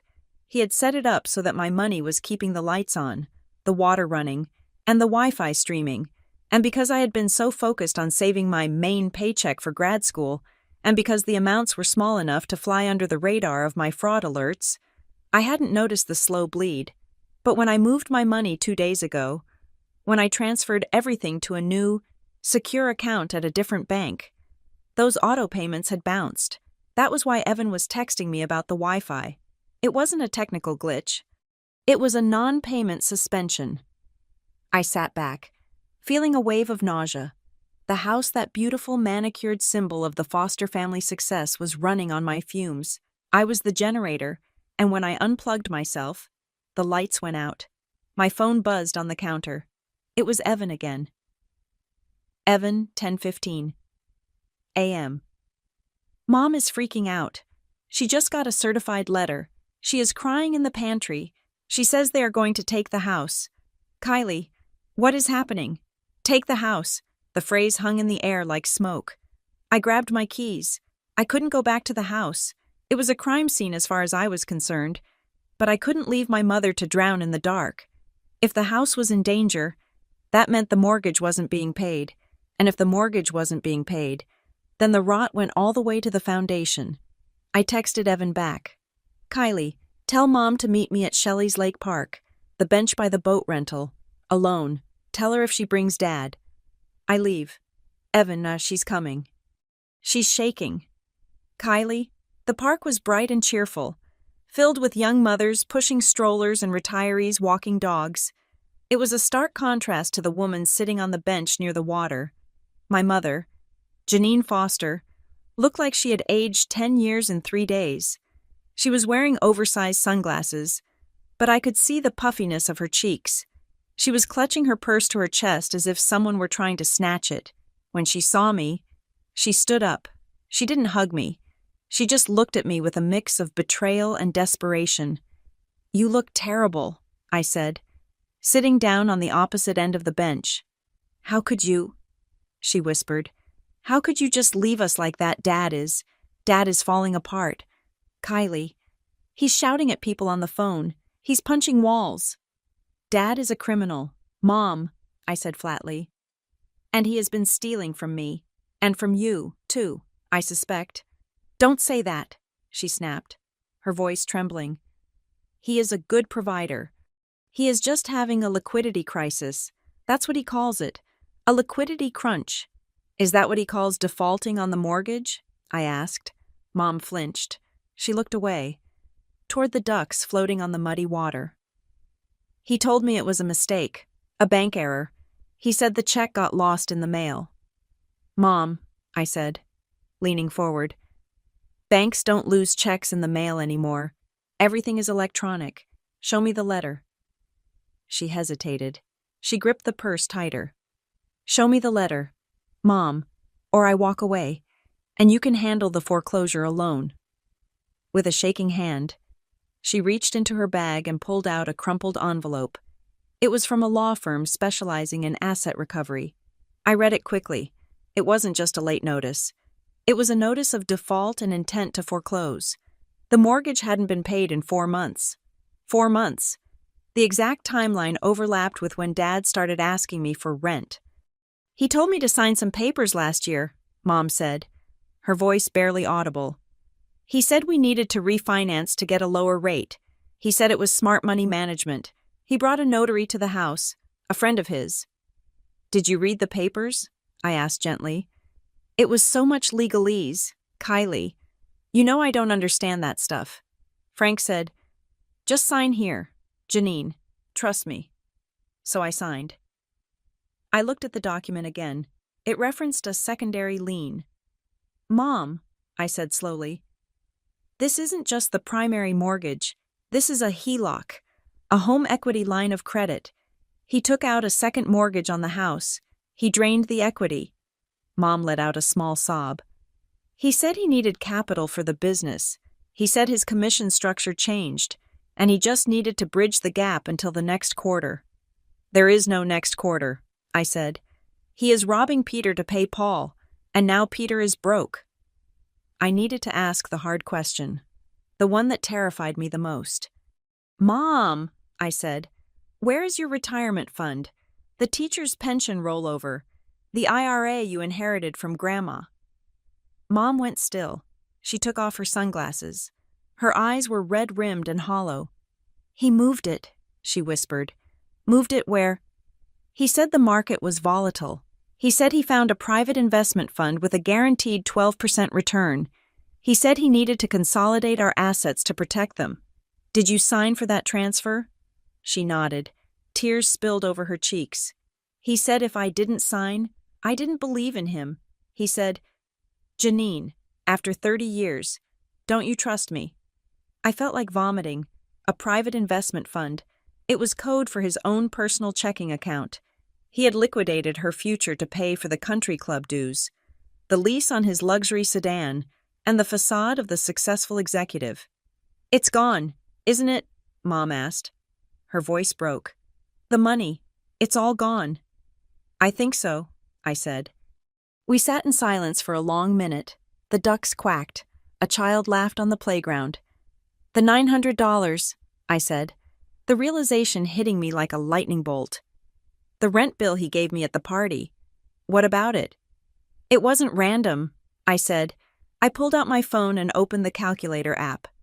"Mom, how much is the monthly payment on the HELOC?" She sniffled. "I think I saw a statement once. It was around $880. "900, I said. He needed $900 by Sunday because the grace period on the second mortgage was ending on Monday. He wasn't charging me rent. He was trying to get me to make the loan payment so the bank wouldn't send the foreclosure notice."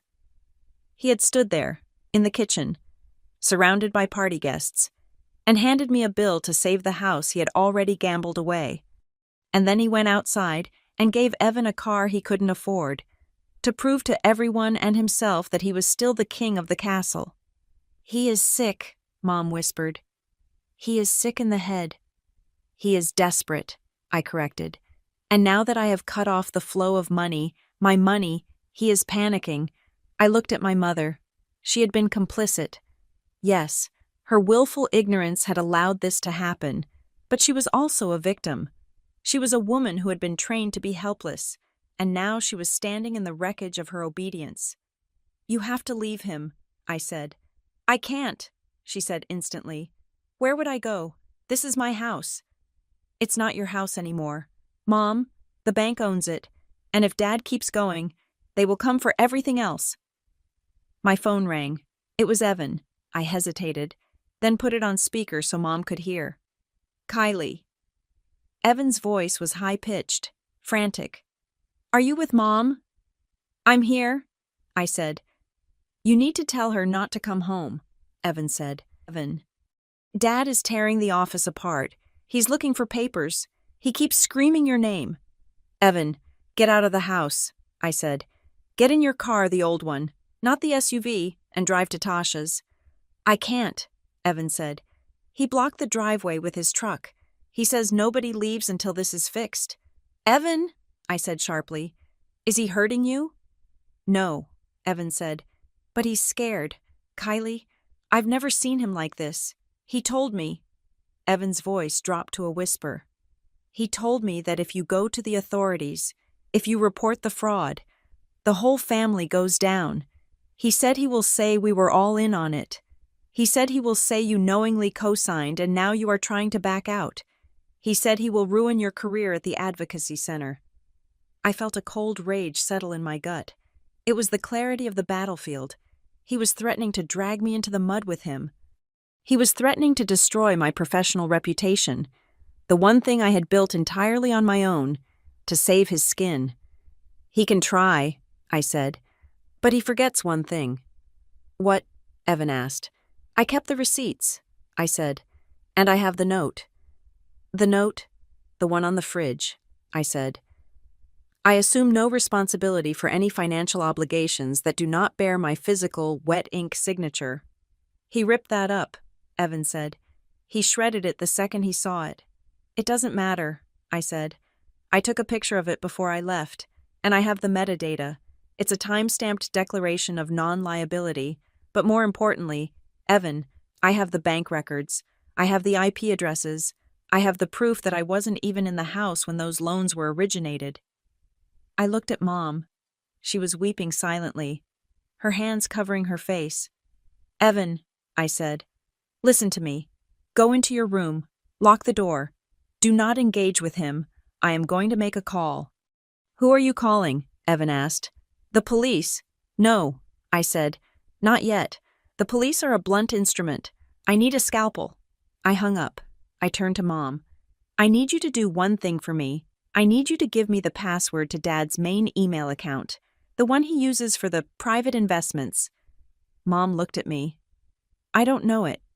"Think, Mom, he uses the same password for everything. What is it?" She took a shaky breath. "It's Success 1990. Success. The irony was so thick I could taste it. "Okay," I said. "I am going to get us out of this, but the house is gone. Mom, you have to accept that the house is gone." She nodded, a jerky, broken motion. Just don't let him go to prison. Kylie, please, he's your father. I stood up. I didn't promise anything. I couldn't. Frank Foster had built a prison of debt and lies around us for years. If the walls were finally closing in, I wasn't going to be the one to hold them up anymore. Go to Aunt Linda's, I told her. Do not go home tonight. I walked away from the bench. I needed to get back to my laptop. I had the password. I had the motive. And now, thanks to Evan's phone call, I had the threat. He wanted to play dirty. He wanted to threaten my career. I worked in family advocacy. I spent my days fighting for victims of domestic and financial abuse. I knew exactly how to dismantle a bully. I wasn't going to scream. I wasn't going to shout. I was going to bury him in paperwork. The conference room at the law offices of Cole and Associates smelled of lemon polish and expensive coffee. It was a sterile, temperature-controlled environment that felt light years away from the humid, emotionally suffocating kitchen of my parents' house. I sat at the long mahogany table, my hands folded on top of a 3-inch binder. Across from me sat Marissa Cole. She was a woman in her 50s with steel-gray hair cut into a sharp bob and eyes that had seen every variation of familial betrayal imaginable. She was not a therapist. She was a tactical weapon, and I had hired her because she was known for being ruthless when it came to financial disentanglement. I slid the binder across the polished wood. It made a heavy, satisfying thud. This is everything, I said. Bank statements, the unauthorized credit inquiries, the foreclosure notice I got from my mother, the email trails, and the metadata from the electronic signatures. I also have a timeline of my whereabouts versus the IP login times for the loan originations. Marissa opened the binder. She didn't gasp. She didn't shake her head in pity. She just started reading, her finger tracing the lines of the documents with clinical precision.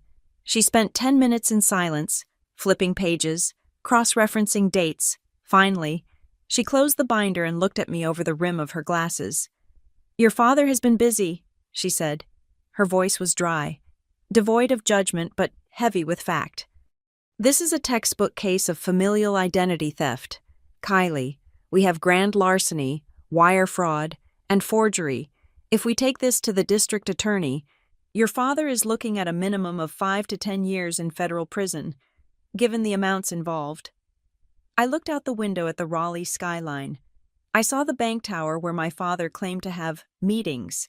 I saw the streets he drove down, pretending to be a king. I know, I said. So, Marissa said, leaning back, we have 2 roads here. Road A is the scorched earth policy. We file a police report today.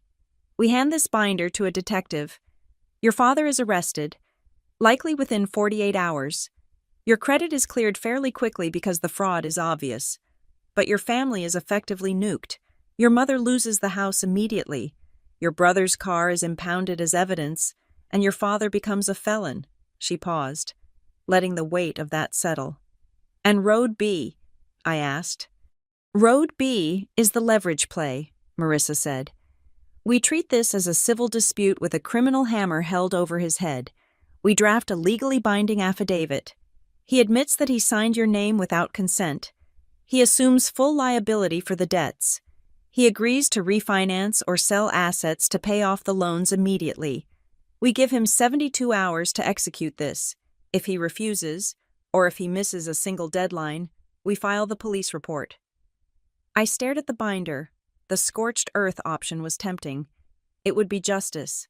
It would be the ultimate payback for every time he had made me feel small, for every time he had treated me like a servant in my own home. But I thought of my mother, sobbing on the park bench.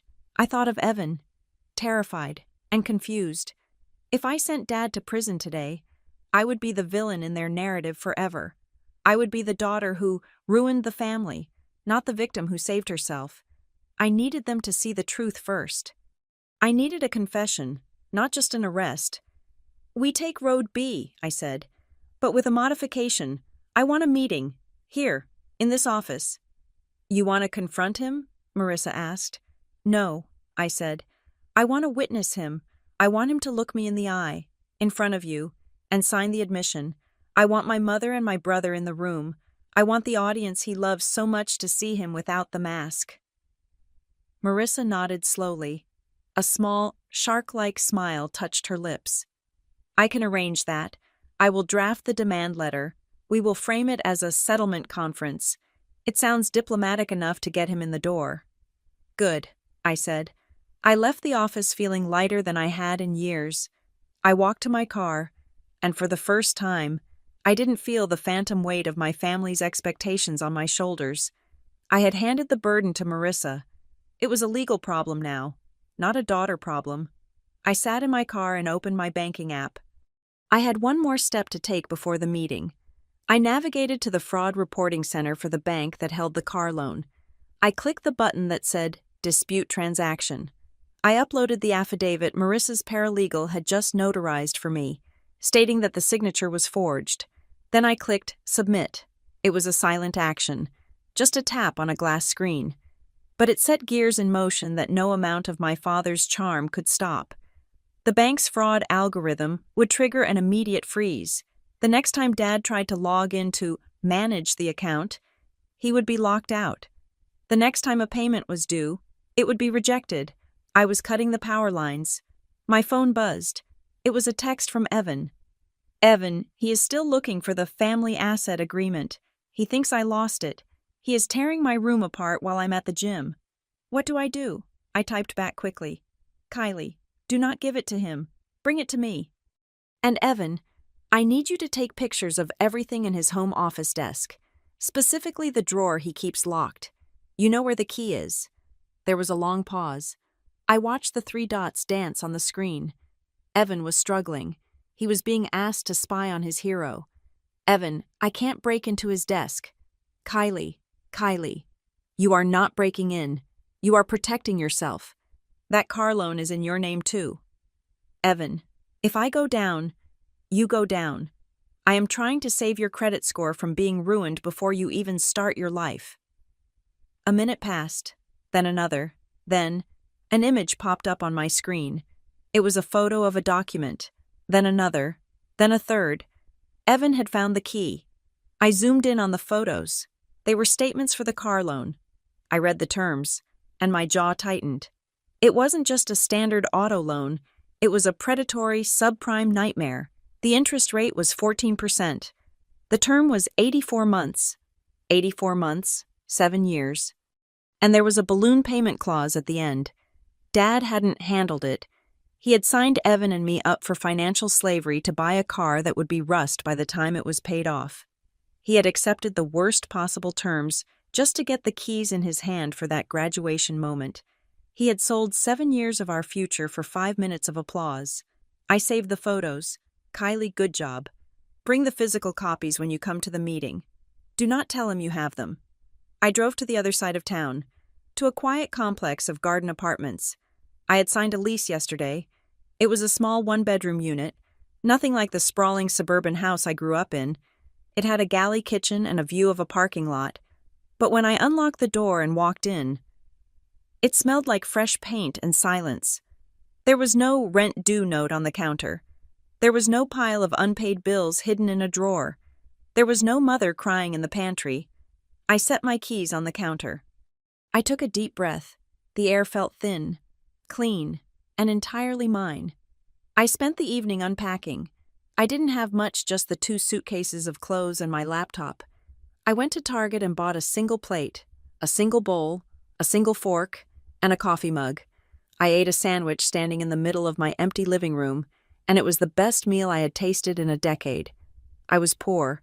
I was effectively homeless in terms of family, but I was free. The anxiety that had lived in my chest for years, the constant low-level hum of panic about keeping the Fosters afloat, was gone. It had been replaced by a cold, hard determination. The next morning, I went to work at the Northgate Family Advocacy Center. Usually, I walked in with my head down, already exhausted from the morning drama at home. Usually, I spent my breaks on the phone with utility companies, pretending to be my father. Today, I walked in 10 minutes early. I cleared my inbox. I drafted 3 grant proposals before lunch. At 2 o'clock, the director, Mrs. Vance, called me into her office. "Kylie," she said, motioning for me to sit. "I have been looking at the numbers for the outreach program. You are the only coordinator who has consistently met the case targets this quarter." "Thank you," I said. "We have a new initiative launching next month," she said. "The Harrison Project. It is a partnership with the state to provide legal and financial counseling to domestic violence survivors. It is a massive grant. I need a lead coordinator." She looked at me. "I want you to run it." I felt a flush of pride that had nothing to do with pleasing a parent. This was mine. I had earned this. "I would be honored," I said. "It will require a lot of focus," Mrs. Vance said. "It is high pressure. Are you sure you have the bandwidth?" I thought about the binder sitting on the lawyer's desk. I thought about the fraud alerts guarding my credit like pit bulls. "My schedule has recently cleared up significantly," I said. "I have never been more ready." I walked out of her office feeling 6 inches taller. For years, I had been the invisible engine of the Foster family, the one who made things work while everyone else took the credit. Now, I was just Kylie Foster, project lead, and that was enough. At 4 o'clock, Marissa's paralegal sent the email. It was a formal summons, notice of settlement conference. It was sent to my father, with copies to my mother and Evan. It stated that I had retained counsel regarding disputed financial liabilities and that a meeting was required to avoid further legal escalation. The time was set for tomorrow at 10 o'clock in the morning. I watched the clock on my computer screen. It was 4:15. At 4:20, my phone started to vibrate. "Incoming call, Dad." I let it ring. "Incoming call, Dad." I silenced it. "Incoming call, Dad." He left a voicemail. I didn't listen to it, but the transcription popped up on my screen. Transcription. "Kylie, what the hell is this? A lawyer? Are you insane? You are suing your own father. Pick up the phone. We need to talk. You are blowing this out of proportion. I can explain everything. Don't do this." He was panicking. He wasn't used to me fighting back. He was used to me absorbing the blow. He thought he could talk his way out of it. Charm me, bully me, guilt me. He didn't realize that the Kylie he knew didn't exist anymore. She had died the moment he handed her that rent bill. I waited until 5 o'clock. I packed my bag. I turned off my office lights. As I walked to the elevator, I sent him one single text message. "Kylie, I am not suing you yet. I am giving you a chance to explain. But I am done listening to you in the kitchen where you can lie to me. I will speak to you tomorrow, before witnesses." I turned my phone off. I drove to my empty, quiet apartment. I sat on my floor with my new coffee mug and watched the sun go down. I wasn't afraid of tomorrow. I was looking forward to it. I was going to watch the master manipulator try to spin a web in a room where I held the scissors. The storm did not hit with thunder. It hit with the shrill, digital chirping of a cell phone in a quiet house. I wasn't there to hear it, but thanks to Evan, who was live texting me from his bedroom closet. I knew exactly how the dominoes began to fall. At 9 o'clock in the morning, the fraud alert I had triggered with the bank made its first contact. My father had been sitting at the kitchen table, likely trying to juggle funds between accounts to cover the overdrafts I had caused by removing my autopay. He answered the phone with his usual business voice, deep, commanding, the voice of a man in charge. 30 seconds later, that voice cracked. "Evan, 9:02 a.m. Dad just threw his coffee mug against the wall. It shattered everywhere. He is screaming your name. Evan, 9:05 a.m. He's on the phone with the bank. He's yelling, "It's a misunderstanding. She's my daughter. Unfreeze the account." He looks like he's having a heart attack. I sat in my office at the advocacy center, staring at the messages. I felt a cold, grim satisfaction. The system was working. The bank didn't care about his excuses. They didn't care about his family dynamics. They only cared that a federally regulated fraud report had been filed. The algorithm had locked him out. The liquidity he was so desperate for had just evaporated. An hour later, the second blow landed. The lender for the SUV, a predatory subprime outfit that didn't have the patience of a major bank, sent an automated notification. Since the initial payment setup had been flagged as fraudulent, The loan was technically in default before the first payment was even made. They sent a cure or quit notice to the email on file. My father's email. Evan 10:15 a.m. He is tearing the house apart. He says you are trying to destroy us. He says you are vindictive and ungrateful. Mom is trying to calm him down and he just pushed past her. I didn't reply. I just watched the screen. Then, the silence from my mother broke. For 30 years, Janine Foster had been a peacekeeper. She was a woman who would swallow glass if it meant keeping the dinner table conversation pleasant. She had enabled him, covered for him, and signed whatever he put in front of her. But everyone has a breaking point. Her breaking point was watching her husband destroy the kitchen because his lies had finally been rejected by a server. Evan, 10:30 a.m. Mom just snapped. I've never heard her yell like this. She is standing in the foyer blocking the door. Evan, 10:32 a.m. She said, Frank, look at me. What did you do? What did you do behind my back that made your own daughter report you to the police? Evan, 10:35 a.m. He tried to give her the trust me speech. She spit on the floor. Literally spit, she said. The bank called me. Frank, they said the house is in pre-foreclosure. You told me you fixed that. The paint was peeling off the portrait. The perfect family wasn't just cracking, it was dissolving. My father couldn't charm his way out of this because the audience, my mother, had finally seen the man behind the curtain, and he looked small. He looked desperate. My phone rang at noon. It was Dad. I stared at the ID. Frank Foster. I didn't answer. I sent it to voicemail. 2 minutes later, a text came through. Dad, Kylie. Stop this. You are overreacting.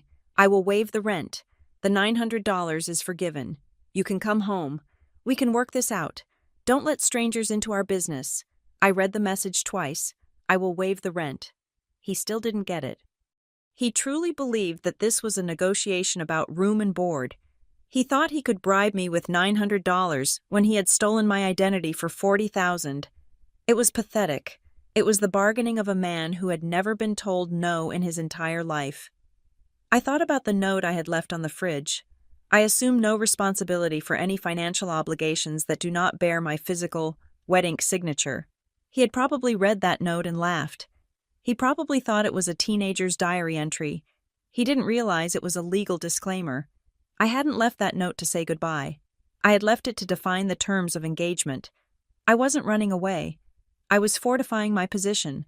I typed a reply, my fingers flying across the screen. Kylie. The rent is not the issue. The issue is the felony you committed in my name. I will see you tomorrow at 10 o'clock. Bring a pen. I put the phone down. The afternoon dragged on.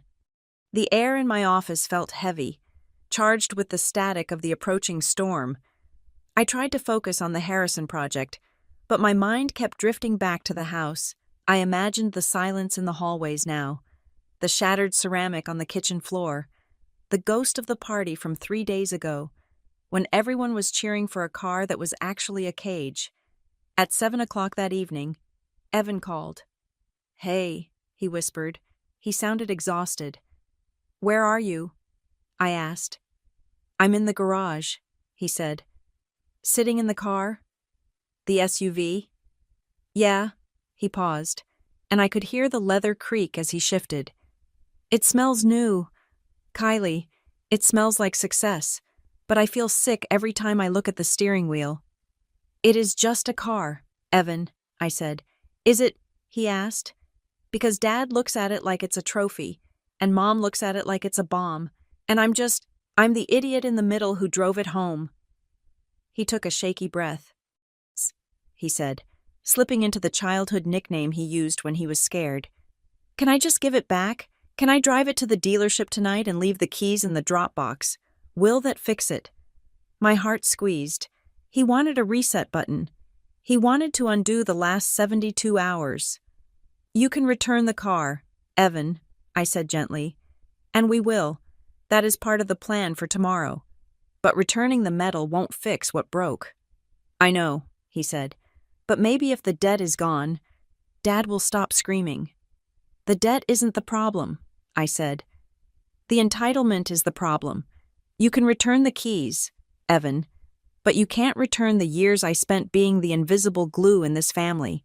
You can't refund the nights I stayed up worrying about bills while you guys were sleeping. We are past the point of returns. He's going to lose everything, isn't he? Evan asked. He already lost it, I said. He is just waiting for the eviction notice. Speaking of notices, Evan said, his voice dropping even lower. Mom gave me something to send you. She found it in his briefcase when he was in the shower. She was too scared to text it herself. Send it, I said.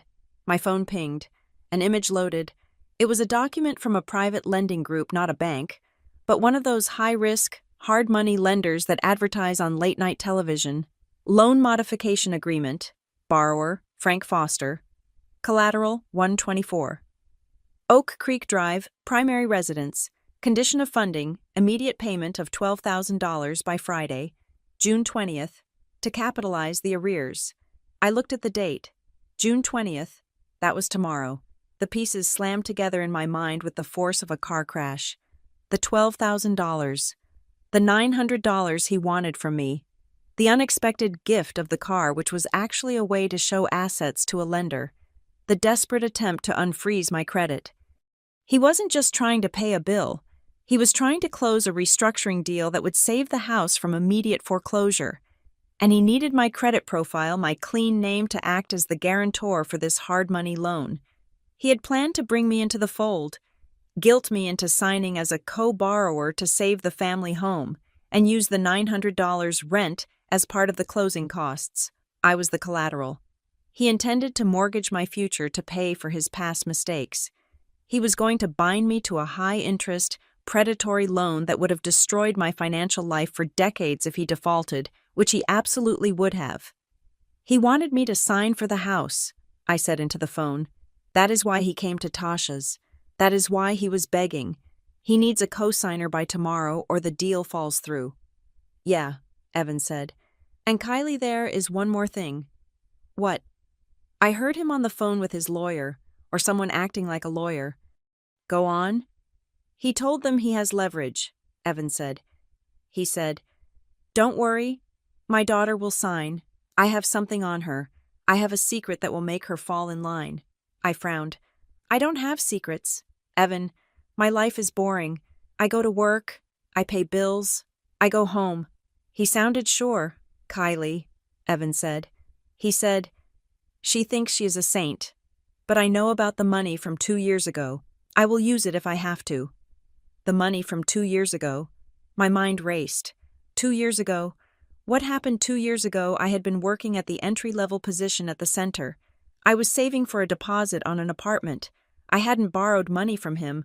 I hadn't stolen anything. Then, a memory flickered. 2 years ago, my grandmother Mom's mom had passed away. She left a small inheritance, $5,000 to each grandchild. The check had come to the house. Dad had intercepted the mail. He told me he would deposit it into a high-yield account for me so it would grow. He said, Let me handle it, honey. You don't want to spend it on frivolous things. I had never seen the money. I assumed it was still in that account. But if he was talking about using it against me, he stole it, I whispered. He stole Grandma's money, and now he's going to try to flip it. He is going to say I spent it, or that I owe him for it. He's desperate, Kylie, Evan said. He's like a trapped animal. Be careful tomorrow. I don't need to be careful, I said. I need to be accurate. I'll be there, Evan said. I'll bring the papers. I promise. Get some sleep. Evan, I said. You're going to need it. I hung up. I walked to the window of my apartment. The parking lot lights were buzzing. Dad thought he had a secret weapon. He thought he could blackmail me with a twisted version of the truth. He thought that threatening my reputation would make me buckle, just like I had always buckled before. He was wrong. He was bringing a knife to a gunfight. I wasn't just bringing a gun. I was bringing the entire arsenal of the United States banking regulations, a forensic accounting of his fraud, and 2 witnesses who were finally waking up from his spell. I looked at the clock. It was 11:50. Tomorrow. The deadline for his hard money loan would expire. Tomorrow, the house of cards would fall, and I would be sitting at the head of the table, watching it happen. I turned off the light. I didn't feel fear anymore. I felt the cold, hard clarity of a judge preparing to deliver a sentence. The dominoes were already falling. All I had to do was make sure I wasn't standing underneath them when they hit the ground. The conference room at Cole & Associates was designed to intimidate. It featured floor-to-ceiling windows overlooking the Raleigh skyline, a long mahogany table that shone like a mirror, and air conditioning set to a temperature that kept everyone alert. At 10 o'clock sharp, the cast of my family drama was assembled. I sat on one side of the table, flanked by my attorney, Marissa Cole. On the other side sat my parents. My mother looked small and pale, her hands clutching her purse as if it contained the last scraps of her sanity. My father, Frank, sat in the center chair, wearing his power suit. But the knot of his tie was slightly askew, a tiny fissure in his armor. Evan sat at the far end of the table, separate from everyone, staring at his hands. There was no coffee. There were no pleasantries. This was not a family meeting. This was a deposition without a court reporter. Marissa opened the file in front of her. The sound of the heavy cover hitting the table was like a gavel strike. "Mr. Foster," Marissa began, her voice cool and detached. "We are here to resolve the matter of several fraudulent financial liabilities currently standing in my client's name, specifically, an unauthorized auto loan, several credit card accounts, and the diversion of funds from her personal checking account." My father didn't look at Marissa. He looked at me. His eyes were hard, filled with a mixture of betrayal and desperate arrogance. "This is ridiculous," he said, his voice booming slightly too loud for the acoustic-paneled room. "Kylie, I cannot believe you dragged your mother here. You dragged us into a lawyer's office because of a misunderstanding, because you didn't want to pay your fair share of rent." "It is not rent, Frank," Mom whispered, looking at the table. "Quiet, Janine," Dad snapped. He turned his focus back to me. "You want to talk about fraud? Let's talk about fraud. Let's talk about the $5,000 your grandmother left you 2 years ago. I managed that money for you. I doubled it. And now you sit here acting like I am a thief." Evan shifted in his seat. This was the secret he had warned me about. Dad was trying to pivot. He was trying to claim he was a benevolent financial steward who was being persecuted by an ungrateful daughter. "I managed everything for this family," Dad continued, gaining steam. "I made sure the lights stayed on. I made sure there was food on the table. And yes, sometimes I moved capital around. That is what a CFO does. That is what a father does. But you have always been jealous of Evan. You have always been calculating. You kept score while the rest of us were living." He pointed a finger at me. "You are doing this to hurt your brother because he got a car and you didn't." I didn't flinch. I didn't interrupt. I let him speak. I let the pettiness of his accusation hang in the air so everyone could smell it. Marissa adjusted her glasses. She didn't look impressed. "Mr.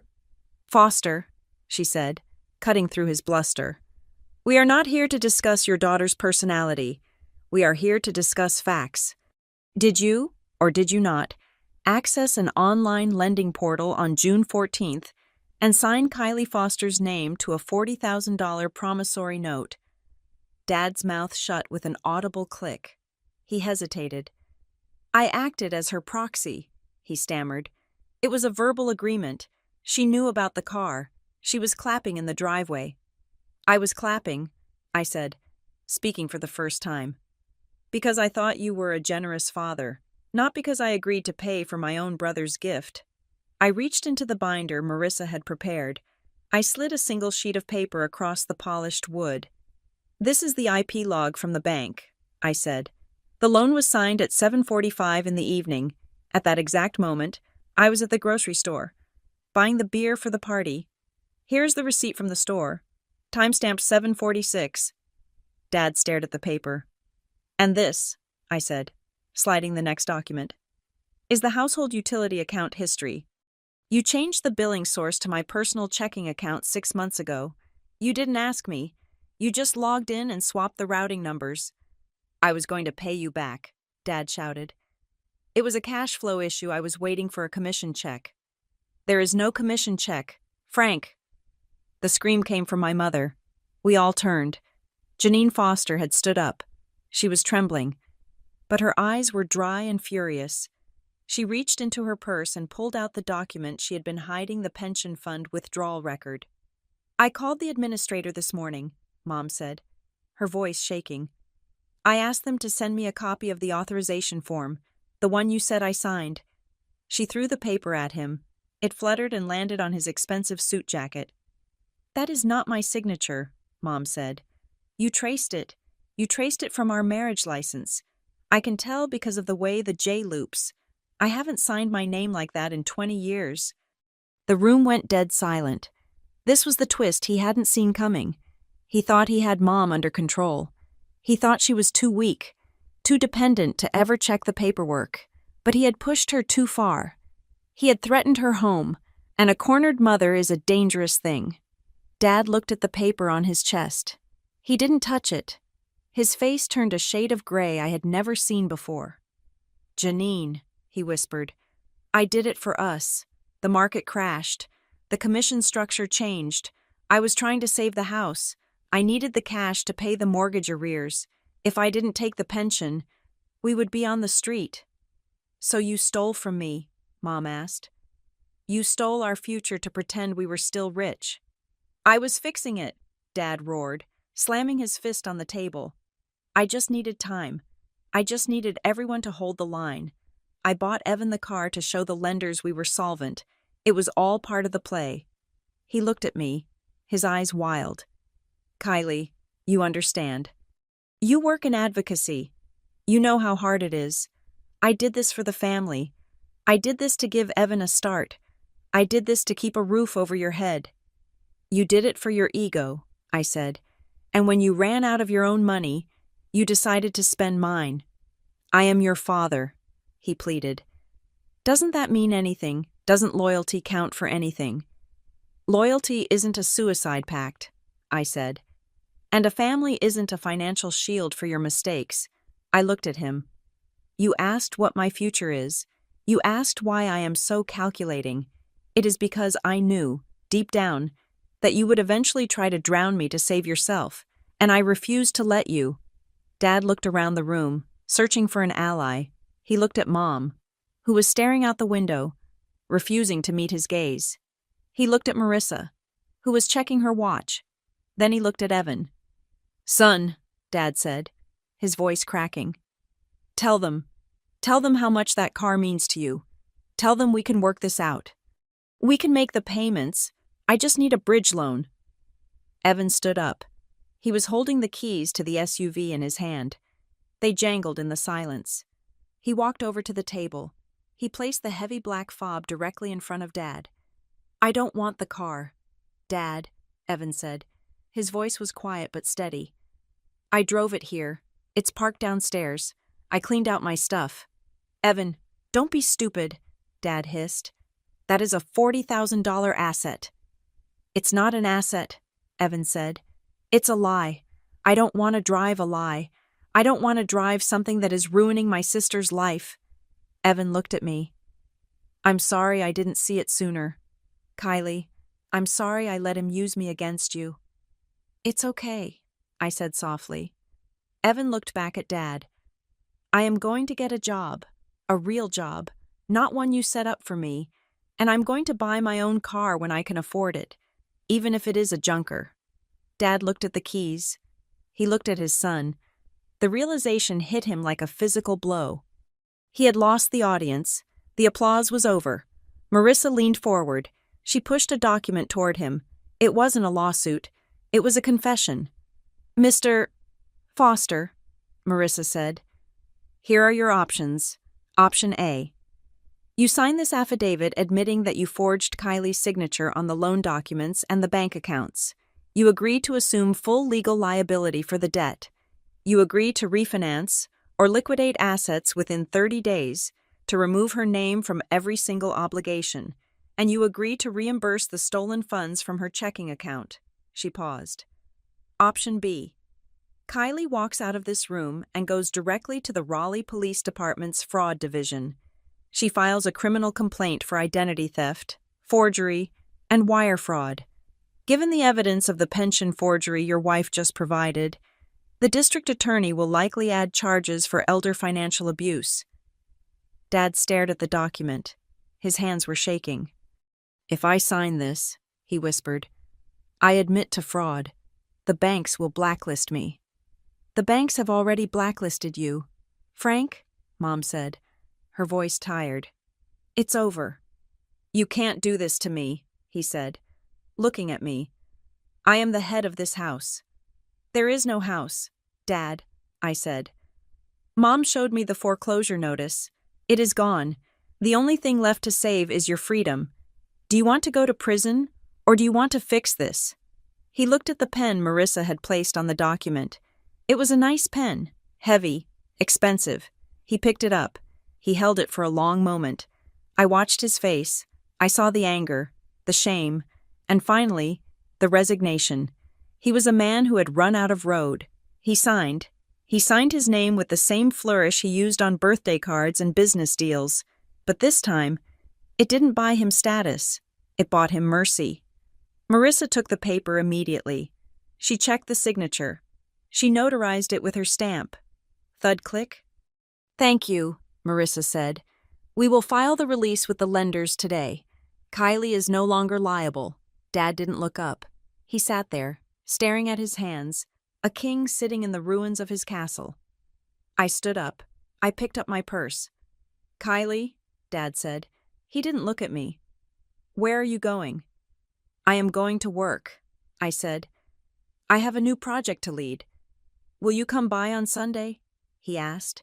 It was a ghost of a question, a reflex from a life that no longer existed. I looked at him, then at Mom, then at Evan. No, I said. I won't. I walked to the door. My hand touched the cold metal handle. I didn't leave to punish you, Dad, I said, looking back one last time. And I didn't leave because of the money. I left so I wouldn't be collateral damage in your war against reality. I am not a co-signer anymore. I am just Kylie. I opened the door and walked out. I didn't hear what happened next. I didn't hear if they cried, or if they yelled, or if they just sat there in the silence of the truth. It didn't matter. I walked through the lobby and out into the bright, hot sun of the North Carolina afternoon. I took a deep breath. The air tasted like exhaust and city dust, but to me, it was the sweetest thing I had ever tasted. I got into my 10-year-old car. I turned the key. It started on the first try. I drove away, and for the first time in my life, I wasn't looking in the rearview mirror. Thank you so much for listening to Kylie's story of breaking free and finding her own worth. If you have ever felt like the fixer in your family, or if you've had to draw a hard line to protect your peace, please let me know in the comments below. I would love to know where you are tuning in from and hear your thoughts. Please subscribe to Maya Revenge Stories, like this video, and hit that hype button so we can share this story with more people who need to hear that it is okay to walk away. Stay strong.